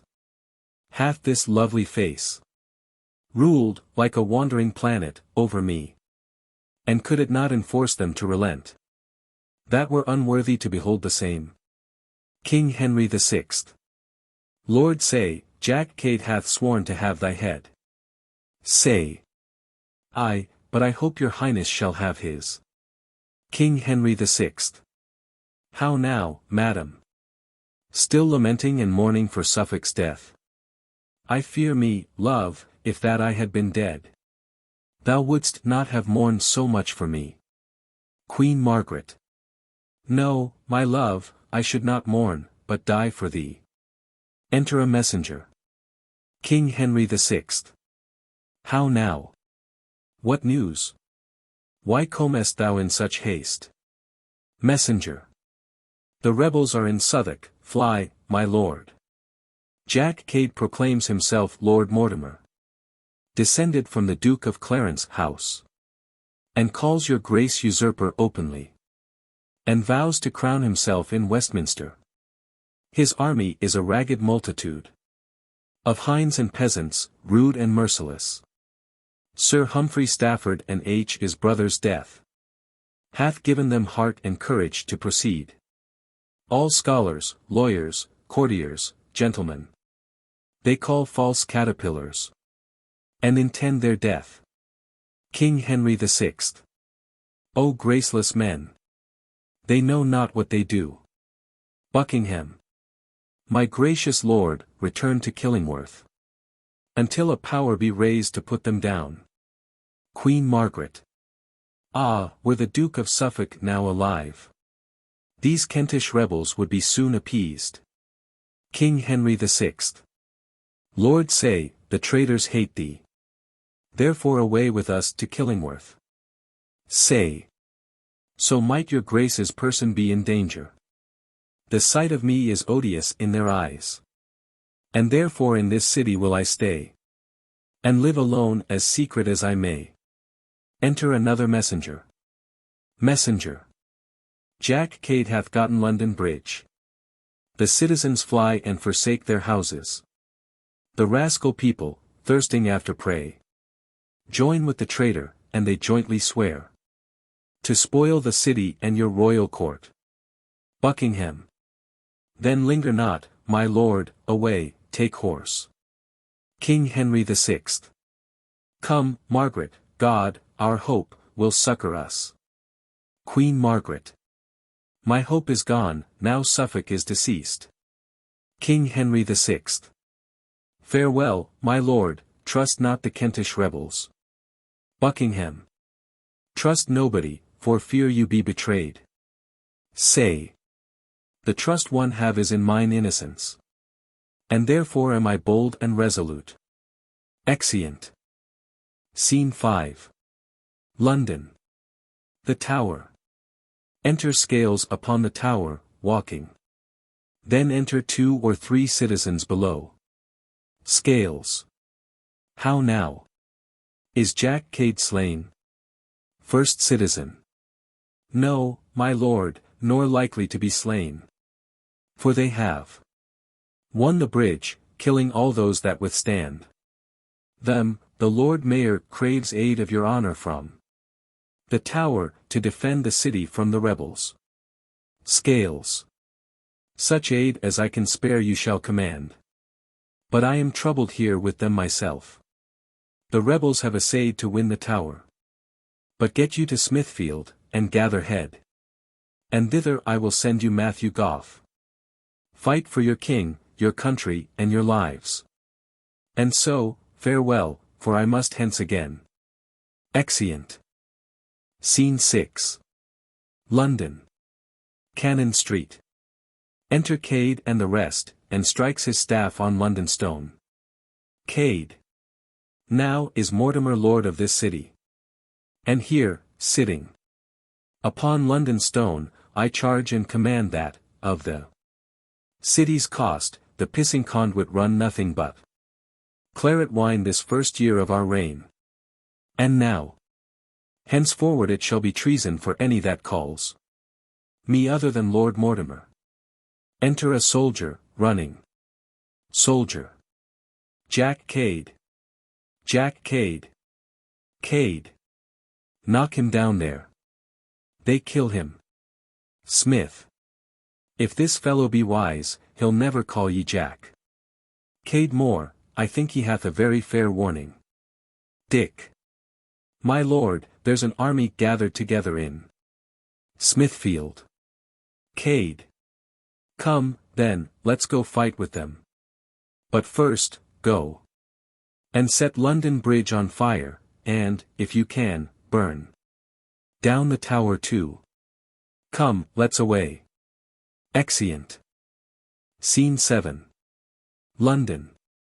Smithfield. Alarums. Matthew Goff is slain, and all the rest. Then enter Cade, with his company. Cade. So, sirs, now go some and pull down the Savoy. Others to the Inns of Court, down with them all. Dick. I have a suit unto your lordship. Cade. Be it a lordship, thou shalt have it for that word. Dick. Only that the laws of England may come out of your mouth. Holland. Aside, mass, 'twill be sore law, then. For he was thrust in the mouth with a spear, and 'tis not whole yet. Smith. Aside, nay, John, it will be stinking law for his breath stinks with eating toasted cheese. Cade. I have thought upon it, it shall be so. Away, burn all the records of the realm, my mouth shall be the Parliament of England. Holland. Aside, then we are like to have biting statutes. Unless his teeth be pulled out. Cade. And henceforward all things shall be in common. Enter a messenger. Messenger. My lord, a prize, a prize. Here's the lord say. Which sold the towns in France, he that made us pay 1 20/15, and 1 shilling to the pound, the last subsidy. Enter Bevis, with lord say. Cade. Well, he shall be beheaded for it 10 times. Ah. Thou say, thou surge, nay, thou buckram lord. Now. Art thou within point blank of our jurisdiction? Regal. What canst thou answer to my majesty for giving up of Normandy unto Mounser Basimecu, the Dauphin of France? Be it known unto thee by these presents, even the presence of Lord Mortimer, that I am the besom that must sweep the court clean of such filth as thou art. Thou hast most traitorously corrupted the youth of the realm in erecting a grammar school. And whereas, before, our forefathers had no other books but the score and the tally, thou hast caused printing to be used, and, contrary to the king, his crown and dignity, thou hast built a paper mill. It will be proved to thy face that thou hast men about thee that usually talk of a noun and a verb, and such abominable words as no Christian ear can endure to hear. Thou hast appointed justices of peace, to call poor men before them about matters they were not able to answer. Moreover, thou hast put them in prison, and because they could not read, thou hast hanged them. When, indeed, only for that cause they have been most worthy to live. Thou dost ride in a foot cloth, dost thou not? Say, what of that? Cade. Marry, thou oughtest not to let thy horse wear a cloak, when honester men than thou go in their hose and doublets. Dick. And work in their shirt too, as myself, for example. That am a butcher. Say, you men of Kent. Dick. What say you of Kent? Say, nothing but this, 'tis bona terra, mala gens. Cade. Away with him, away with him. He speaks Latin. Say, hear me but speak, and bear me where you will. Kent, in the commentaries Caesar writ, is termed the civilst place of this isle. Sweet is the country, because full of riches. The people liberal, valiant, active, wealthy. Which makes me hope you are not void of pity. I sold not Maine, I lost not Normandy. Yet, to recover them, would lose my life. Justice with favor have I always done. Prayers and tears have moved me, gifts could never. When have I aught exacted at your hands? But to maintain the king, the realm and you. Large gifts have I bestowed on learned clerks. Because my book preferred me to the king. And seeing ignorance is the curse of God. Knowledge the wing wherewith we fly to heaven. Unless you be possessed with devilish spirits. You cannot but forbear to murder me. This tongue hath parleyed unto foreign kings. For your behoof. Cade. Tut, when struck'st thou one blow in the field? Say. Great men have reaching hands, oft have I struck. Those that I never saw and struck them dead. Bevis. O monstrous coward! What, to come behind folks? Say. These cheeks are pale for watching for your good. Cade. Give him a box o' the ear and that will make red again. Say. Long sitting to determine poor men's causes. Hath made me full of sickness and diseases. Cade. Ye shall have a hempen caudle, then, and the help of hatchet. Dick. Why dost thou quiver, man? Say. The palsy, and not fear, provokes me. Cade. Nay, he nods at us, as who should say, I'll be even with you, I'll see if his head will stand steadier on a pole, or no. Take him away, and behead him. Say. Tell me wherein have I offended most? Have I affected wealth or honor? Speak. Are my chests filled up with extorted gold? Is my apparel sumptuous to behold? Whom have I injured, that ye seek my death? These hands are free from guiltless bloodshedding. This breast from harboring foul deceitful thoughts. Oh, let me live. Cade. Aside, I feel remorse in myself with his words. But I'll bridle it, he shall die, and it be but for pleading so well for his life. Away with him. He has a familiar under his tongue, he speaks not God's name. Go, take him away, I say, and strike off his head presently. And then break into his son-in-law's house, Sir James Cromer, and strike off his head, and bring them both upon 2 poles hither. All. It shall be done. Say. Ah, countrymen. If when you make your prayers, God should be so obdurate as yourselves, how would it fare with your departed souls? And therefore yet relent, and save my life. Cade. Away with him. And do as I command ye. Exeunt some with Lord say. The proudest peer in the realm shall not wear a head. On his shoulders, unless he pay me tribute, there shall not a maid be married, but she shall pay to me her maidenhead ere they have it, men shall hold of me in capite.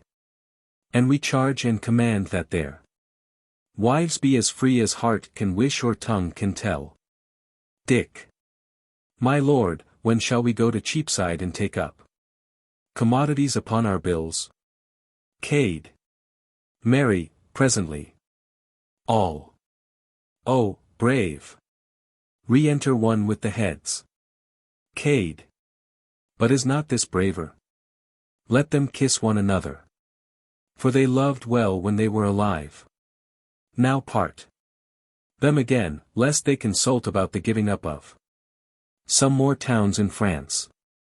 Soldiers, defer the spoil of the city until night, for with these borne before us, instead of maces, will we ride through the streets, and at every corner have them kiss away. Exeunt. Scene 8. Southwark. Alarum and retreat. Enter Cade and all his rabblement.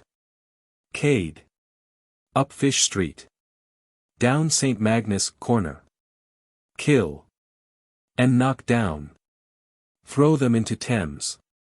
Sound a parley. What noise is this I hear? Dare any be so bold to sound retreat or parley, when I command them kill? Enter Buckingham and Clifford, attended. Buckingham. Aye, here they be that dare and will disturb thee. No, Cade, we come ambassadors from the king unto the commons whom thou hast misled.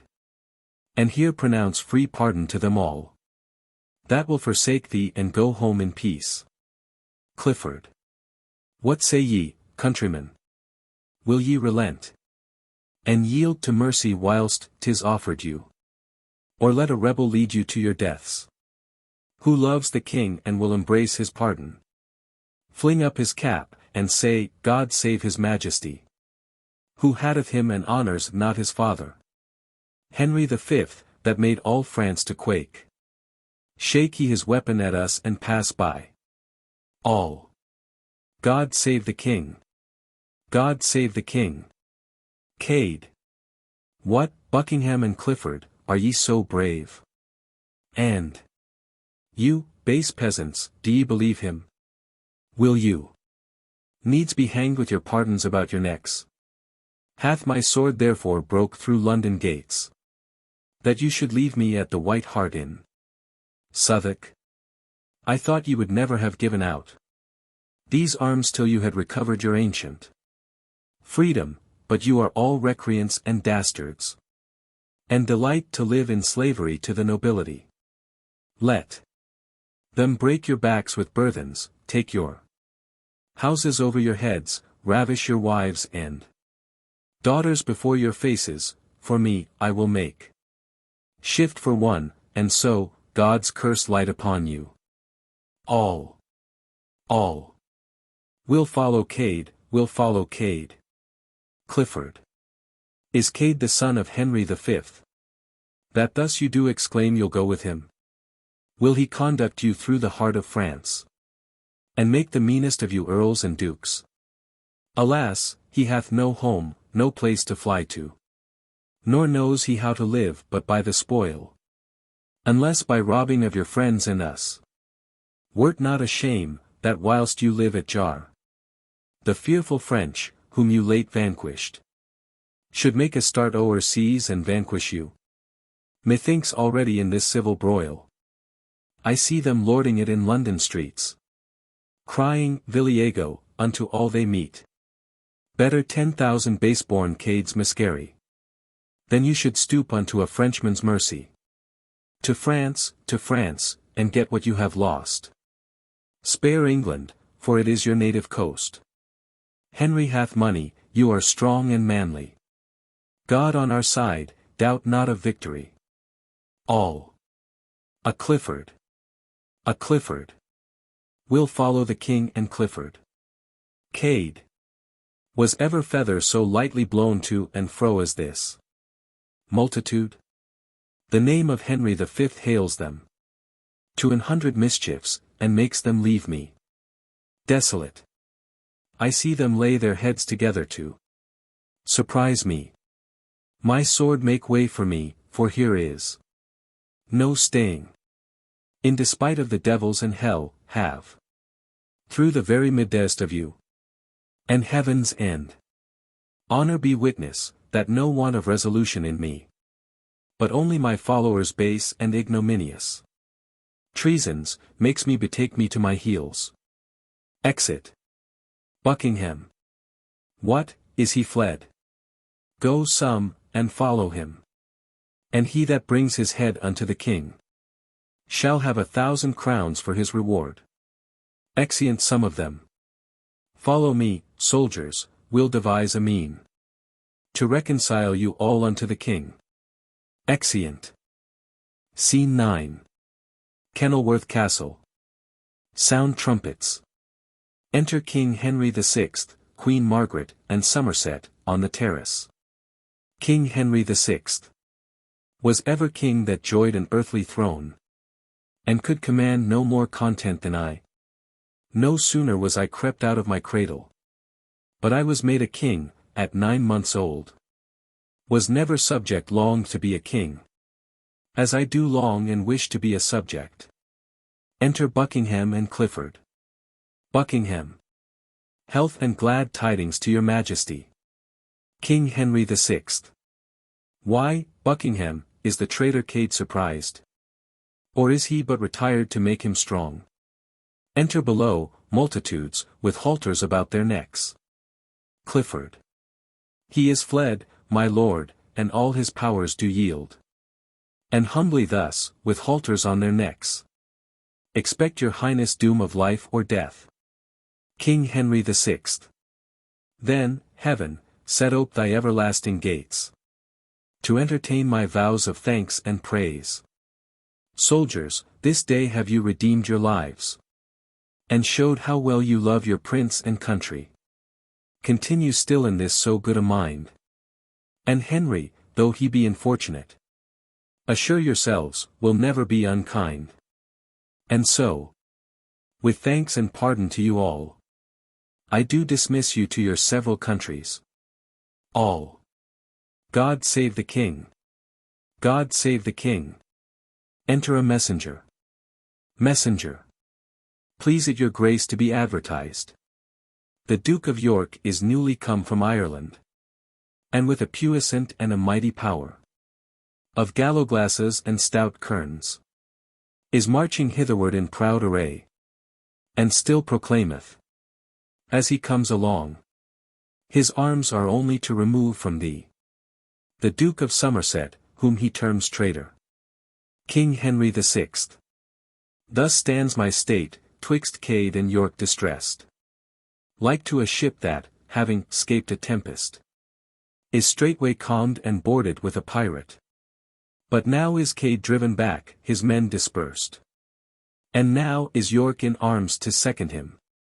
I pray thee, Buckingham, go and meet him, and ask him what's the reason of these arms. Tell him I'll send Duke Edmund to the Tower, and, Somerset, will commit thee thither, until his army be dismissed from him. Somerset. My lord, I'll yield myself to prison willingly, or unto death, to do my country good. King Henry VI. In any case, be not too rough in terms, for he is fierce and cannot brook hard language. Buckingham. I will, my lord, and doubt not so to deal, as all things shall redound unto your good. King Henry VI. Come, wife, let's in, and learn to govern better. For yet may England curse my wretched reign. Flourish. Exeunt. Scene 10. Kent. Eden's garden. Enter Cade. Cade. Fie on ambition. Fie on myself, that have a sword, and yet am ready to famish. These 5 days have I hid me in these woods and durst not peep out, for all the country is laid for me. But now am I so hungry that if I might have a lease of my life for 1,000 years I could stay no longer. Wherefore? On a brick wall have I climbed into this garden, to see if I can eat grass, or pick a sow at another. Which is not amiss to cool a man's stomach. This hot weather. And I think this word, sowlet, was born to do me good, for many a time, but for sowlet, my brainpan had been cleft with a brown bill, and many a time, when I have been dry and bravely marching, it hath served me instead of a quart pot to drink in. And now the word, sowlet, must serve me to feed on. Enter Iden. Iden. Lord, who would live turmoiled in the court, and may enjoy such quiet walks as these? This small inheritance my father left me contenteth me, and worth a monarchy. I seek not to wax great by others' waning, or gather wealth, I care not, with what envy sufficeth that I have maintains my state, and sends the poor well pleased from my gate. Cade. Here's the lord of the soil come to seize me for stray, for entering his fee simple without leave. Ah, villain, thou wilt betray me, and get 1,000 crowns of the king carrying my head to him, but I'll make thee eat iron like an ostrich, and swallow my sword like a great pin, ere thou and I part. Iden. Why, rude companion, whatsoe'er thou be, I know thee not. Why, then, should I betray thee? Is't not enough to break into my garden, and, like a thief, to come to rob my grounds, climbing my walls in spite of me the owner? But thou wilt brave me with these saucy terms. Cade. Brave thee? I, by the best blood that ever was broached, and beard thee too. Look on me well, I have eat no meat these 5 days, yet, come thou and thy 5 men, and if I do not leave you all as dead as a doornail, I pray God I may never eat grass more. Iden. Nay, it shall ne'er be said, while England stands, that Alexander Iden, an esquire of Kent, took odds to combat a poor famished man. Oppose thy steadfast gazing eyes to mine. See if thou canst outface me with thy looks. Set limb to limb, and thou art far the lesser. Thy hand is but a finger to my fist. Thy leg a stick compared with this truncheon. My foot shall fight with all the strength thou hast. And if mine arm be heaved in the air, thy grave is digged already in the earth. As for words, whose greatness answers words, let this my sword report what speech forbears. Cade. By my valor, the most complete champion that ever I heard. Steel, if thou turn the edge, or cut not out the burly-boned clown in chins of beef ere thou sleep in thy sheath, I beseech God on my knees thou mayst be turned to hobnails. Here they fight. Cade falls. Oh, I am slain. Famine and no other hath slain me. Let 10,000 devils come against me, and give me but the 10 meals I have lost, and I'll defy them all. Wither, garden, and be henceforth a burying place to all that do dwell in this house. Because the unconquered soul of Cade is fled. Iden. Is't Cade that I have slain, that monstrous traitor? Sword, I will hollow thee for this thy deed, and hang thee o'er my tomb when I am dead. Ne'er shall this blood be wiped from thy point, but thou shalt wear it as a herald's coat, to emblaze the honor that thy master got. Cade. Iden, farewell, and be proud of thy victory. Tell Kent from me, she hath lost her best man, and exhort all the world to be cowards, for I, that never feared any, am vanquished by famine, not by valor. Dies. Iden. How much thou wrong'st me, heaven be my judge. Die, damned wretch, the curse of her that bare thee. And as I thrust thy body in with my sword, So wish I might thrust thy soul to hell. Hence will I drag thee headlong by the heels unto a dunghill which shall be thy grave. And there cut off thy most ungracious head, which I will bear in triumph to the king, leaving thy trunk for crows to feed upon. Exit. Act 5. Scene 1. Fields between Dartford and Blackheath. Enter York, and his army of Irish, with drum and colours. York. From Ireland thus comes York to claim his right, and pluck the crown from feeble Henry's head. Ring, bells, aloud. Burn, bonfires, clear and bright, to entertain great England's lawful king. Ah! Sancta Majestas, who would not buy thee dear? Let them obey that know not how to rule. This hand was made to handle naught but gold. I cannot give due action to my words, except a sword or sceptre balance it. A sceptre shall it have I a soul, on which I'll toss the flower-de-luce of France. Enter Buckingham. Whom have we here? Buckingham, to disturb me? The king hath sent him, sure, I must dissemble. Buckingham. York, if thou meanest well, I greet thee well. York. Humphrey of Buckingham, I accept thy greeting. Art thou a messenger, or come of pleasure? Buckingham. A messenger from Henry, our dread liege, to know the reason of these arms in peace. Or why thou, being a subject as I am, against thy oath and true allegiance sworn, should raise so great a power without his leave, or dare to bring thy force so near the court. York. Aside, scarce can I speak, my choler is so great. Oh, I could hew up rocks and fight with flint. I am so angry at these abject terms. And now, like Ajax Telamonius, on sheep or oxen could I spend my fury. I am far better born than is the king. More like a king, more kingly in my thoughts. But I must make fair weather yet a while, till Henry be more weak and I more strong. Buckingham, I prithee, pardon me, that I have given no answer all this while. My mind was troubled with deep melancholy. The cause why I have brought this army hither is to remove proud Somerset from the king, seditious to his grace and to the state. Buckingham. That is too much presumption on thy part.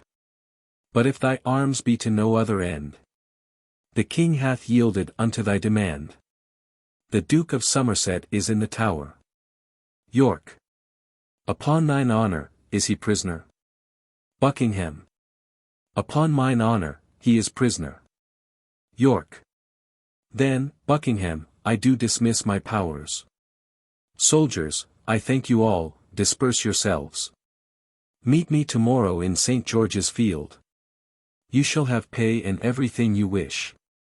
And let my sovereign, virtuous Henry, command my eldest son, nay, all my sons, as pledges of my fealty and love. I'll send them all as willing as I live. Lands, goods, horse, armour, anything I have, is his to use, so Somerset may die. Buckingham. York, I commend this kind submission. We twain will go into his highness' tent. Enter King Henry VI and attendants. King Henry VI. Buckingham, doth York intend no harm to us, that thus he marcheth with thee arm in arm? York. In all submission and humility, York doth present himself unto your highness. King Henry VI. Then what intends these forces thou dost bring? York. To heave the traitor Somerset from hence, and fight against that monstrous rebel Cade, who since I heard to be discomfited. Enter Iden, with Cade's head. Iden. If one so rude and of so mean condition may pass into the presence of a king, lo, I present your grace a traitor's head. The head of Cade, whom I in combat slew. King Henry VI. The head of Cade. Great God, how just art thou! Oh, let me view his visage, being dead. That living wrought me such exceeding trouble. Tell me, my friend, art thou the man that slew him? Iden. I was, an't like your majesty. King Henry the Sixth. How art thou called? And what is thy degree? Iden. Alexander Iden, that's my name. A poor esquire of Kent, that loves his king. Buckingham. So please it you, my lord, 'twere not amiss. He were created knight for his good service. King Henry the Sixth. Iden, kneel down. He kneels. Rise up a knight. We give thee for reward 1,000 marks. And will that thou henceforth attend on us. Iden. May Iden live to merit such a bounty. And never live but true unto his liege. Rises. Enter Queen Margaret and Somerset. King Henry the Sixth. See, Buckingham, Somerset comes with the Queen. Go, bid her hide him quickly from the Duke. Queen Margaret. For 1,000 Yorks he shall not hide his head. But boldly stand and front him to his face. York. How now? Is Somerset at liberty? Then, York, unloose thy long imprisoned thoughts. And let thy tongue be equal with thy heart. Shall I endure the sight of Somerset? False king! Why hast thou broken faith with me? Knowing how hardly I can brook abuse. King did I call thee? No, thou art not king. Not fit to govern and rule multitudes. Which darest not, no, nor canst not rule a traitor. That head of thine doth not become a crown. Thy hand is made to grasp a palmer's staff. And not to grace an awful princely scepter. That gold must round and girt these brows of mine. Whose smile and frown, like to Achilles' spear, is able with the change to kill and cure. Here is a hand to hold a scepter up. And with the same to act controlling laws. Give place, by heaven, thou shalt rule no more. O'er him whom heaven created for thy ruler. Somerset. O monstrous traitor! I arrest thee, York. Of capital treason, gainst the king and crown. Obey, audacious traitor, kneel for grace. York. Wouldst have me kneel? First let me ask of these. If they can brook I bow a knee to man. Sirrah, call in my sons to be my bail. Exit attendant. I know, ere they will have me go to ward. They'll pawn their swords for my enfranchisement. Queen Margaret. Call hither Clifford. Bid him come amain. To say if that the bastard boys of York shall be the surety for their traitor father. Exit Buckingham. York. O blood-besotted Neapolitan! Outcast of Naples, England's bloody scourge. The sons of York, thy betters in their birth, shall be their father's bale, and bane to those that for my surety will refuse the boys. Enter Edward and Richard. See where they come, I'll warrant they'll make it good. Enter Clifford and young Clifford. Queen Margaret. And here comes Clifford to deny their bail. Clifford. Health and all happiness to my lord the king. Kneels. York. I thank thee, Clifford, say, what news with thee? Nay, do not fright us with an angry look. We are thy sovereign, Clifford, kneel again. For thy mistaking so, we pardon thee. Clifford. This is my king, York, I do not mistake. But thou mistakest me much to think I do. To Bedlam with him. Is the man grown mad? King Henry the Sixth. I, Clifford, a bedlam and ambitious humor. Makes him oppose himself against his king. Clifford. He is a traitor, let him to the Tower. And chop away that factious pate of his. Queen Margaret. He is arrested, but will not obey. His sons, he says, shall give their words for him. York. Will you not, sons? Edward. I, noble father, if our words will serve. Richard. And if words will not, then our weapons shall. Clifford. Why, what a brood of traitors have we here. York. Look in a glass, and call thy image so.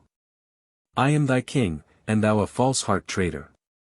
Call hither to the stake my two brave bears. That with the very shaking of their chains they may astonish these fell lurking curs. Bid Salisbury and Warwick come to me. Enter the Warwick and Salisbury. Clifford. Are these thy bears? We'll bait thy bears to death, and manacle the bear ward in their chains, if thou darest bring them to the baiting place. Richard. Oft have I seen a hot o'erweening cur run back and bite, because he was withheld, who, being suffered with the bear's fell paw, hath clapped his tail between his legs and cried. And such a piece of service will you do, if you oppose yourselves to match Lord Warwick. Clifford. Hence, heap of wrath, foul indigested lump, as crooked in thy manners as thy shape. York. Nay, we shall heat you thoroughly anon. Clifford. Take heed, lest by your heat you burn yourselves. King Henry VI. Why, Warwick, hath thy knee forgot to bow? Old Salisbury, shame to thy silver hair. Thou mad misleader of thy brain-sick son. What, wilt thou on thy deathbed play the ruffian, and seek for sorrow with thy spectacles? Oh, where is faith? Oh, where is loyalty? If it be banished from the frosty head, where shall it find a harbor in the earth? Wilt thou go dig a grave to find out war, and shame thine honorable age with blood? Why art thou old, and want'st experience? Or wherefore dost abuse it, if thou hast it? For shame. In duty bend thy knee to me, that bows unto the grave with mickle age. Salisbury. My lord, I have considered with myself the title of this most renowned duke, and in my conscience do repute his grace the rightful heir to England's royal seat. King Henry VI. Hast thou not sworn allegiance unto me? Salisbury. I have. King Henry VI. Canst thou dispense with heaven for such an oath? Salisbury. It is great sin to swear unto a sin, but greater sin to keep a sinful oath. Who can be bound by any solemn vow to do a murderous deed, to rob a man, to force a spotless virgin's chastity, to reave the orphan of his patrimony, to wring the widow from her customed right, and have no other reason for this wrong, but that he was bound by a solemn oath? Queen Margaret. A subtle traitor needs no sophister. King Henry VI. Call Buckingham, and bid him arm himself. York. Call Buckingham, and all the friends thou hast. I am resolved for death or dignity. Clifford. The first I warrant thee, if dreams prove true. Warwick. You were best to go to bed and dream again, to keep thee from the tempest of the field. Clifford. I am resolved to bear a greater storm than any thou canst conjure up today, and that I'll write upon thy burgonet. Might I but know thee by thy household badge. Warwick. Now, by my father's badge, old Neville's crest, the rampant bear chained to the ragged staff, this day I'll wear aloft my burgonet, as on a mountain top the cedar shows, that keeps his leaves in spite of any storm, even to affright thee with the view thereof. Clifford. And from thy burgonet I'll rend thy bear, and tread it under foot with all contempt, despite the bear ward that protects the bear. Young Clifford. And so to arms, victorious father, to quell the rebels and their complices. Richard. Fie. Charity, for shame. Speak not in spite, for you shall sup with Jesu Christ tonight. Young Clifford. Foul stigmatic, that's more than thou canst tell. Richard. If not in heaven, you'll surely sup in hell. Exeunt severally. Scene 2. St. Albans. Alarums to the battle. Enter Warwick. Warwick. Clifford of Cumberland, 'tis Warwick calls. And if thou dost not hide thee from the bear. Now, when the angry trumpet sounds alarum, and dead men's cries do fill the empty air. Clifford, I say, come forth and fight with me. Proud northern lord, Clifford of Cumberland. Warwick is hoarse with calling thee to arms. Enter York. How now, my noble lord? What, all afoot? York. The deadly-handed Clifford slew my steed. But match to match I have encountered him. And made a prey for carrion kites and crows. Even of the bonny beast he loved so well. Enter Clifford. Warwick. Of one or both of us the time is come. York. Hold, Warwick, seek thee out some other chase. For I myself must hunt this deer to death. Warwick. Then, nobly, York, 'tis for a crown thou fight'st. As I intend, Clifford, to thrive today. It grieves my soul to leave thee unassailed. Exit. Clifford. What sayest thou in me, York? Why dost thou pause? York. With thy brave bearing should I be in love. But that thou art so fast mine enemy. Clifford. Nor should thy prowess want praise and esteem. But that, 'tis shown ignobly and in treason. York. So let it help me now against thy sword. As I in justice and true right express it. Clifford. My soul and body on the action both. York. A dreadful lay. Address thee instantly. They fight, and Clifford falls. Clifford. La fin couronne les over. Dies. York. Thus war hath given thee peace, for thou art still. Peace with his soul, heaven, if it be thy will. Exit. Enter young Clifford. Young Clifford. Shame and confusion. All is on the rout. Fear frames disorder, and disorder wounds. Where it should guard. O war, thou son of hell! Whom angry heavens do make their minister. Throw in the frozen bosoms of our part hot coals of vengeance. Let no soldier fly. He that is truly dedicate to war hath no self-love, nor he that loves himself hath not essentially but by circumstance the name of valor. Seeing his dead father. Oh, let the vile world end. And the premised flames of the last day knit earth and heaven together. Now let the general trumpet blow his blast. Particularities and petty sounds to cease. Wast thou ordained, dear father, to lose thy youth in peace, and to achieve the silver livery of advised age. And, in thy reverence and thy chair days, thus to die in ruffian battle? Even at this sight, my heart is turned to stone, and while 'tis mine, it shall be stony. York not our old men spares. No more will I their babes, tears virginal, shall be to me even as the dew to fire. And beauty that the tyrant oft reclaims, shall to my flaming wrath be oil and flax. Henceforth I will not have to do with pity. Meet I an infant of the house of York. Into as many gobbets will I cut it, as wild Medea young absurdist did. In cruelty will I seek out my fame. Come, thou new ruin of old Clifford's house. As did Aeneas old Anchises bear, so bear I thee upon my manly shoulders. But then Aeneas bare a living load. Nothing so heavy as these woes of mine. Exit, bearing off his father. Enter Richard and Somerset to fight.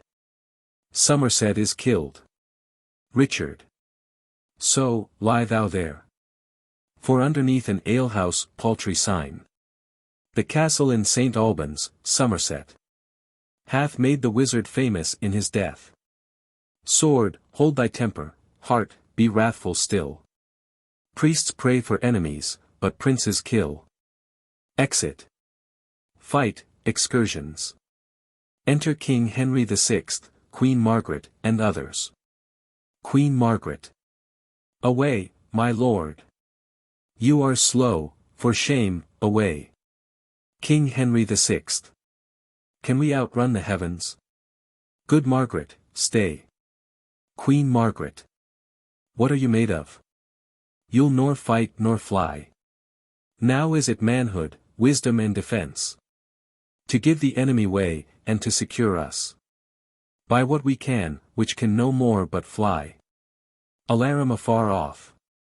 If you be ta'en, we then should see the bottom. Of all our fortunes, but if we haply scape.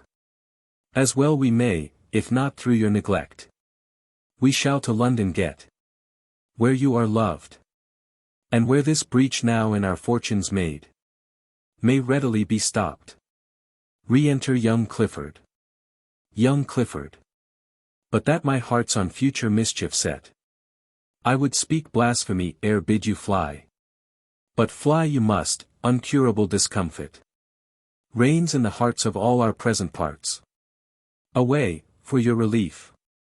And we will live. To see their day and them our fortune give. Away, my lord, away. Exeunt. Scene 3. Fields near St. Albans. Alarum. Retreat. Enter York, Richard, Warwick, and soldiers, with drum and colours. York. Of Salisbury, who can report of him?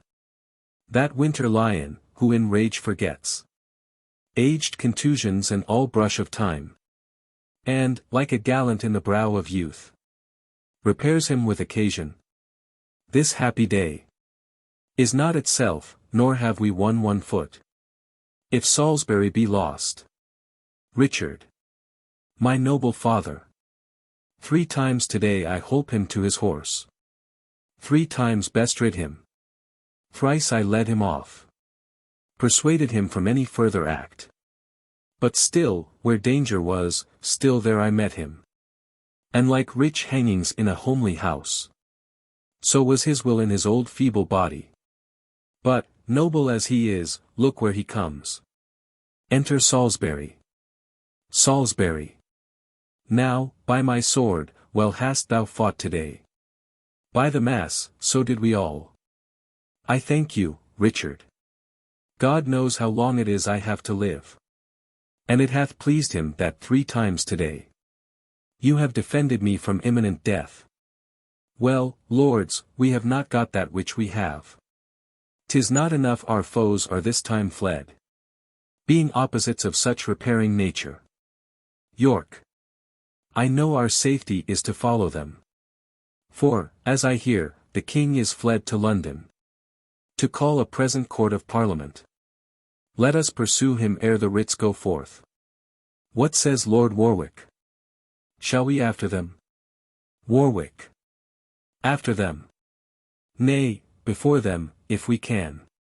Now, by my faith, lords, 'twas a glorious day. St. Albans battle won by famous York. Shall be eternized in all age to come. Sound drums and trumpets, and to London all. And more such days as these to us befall. Exeunt.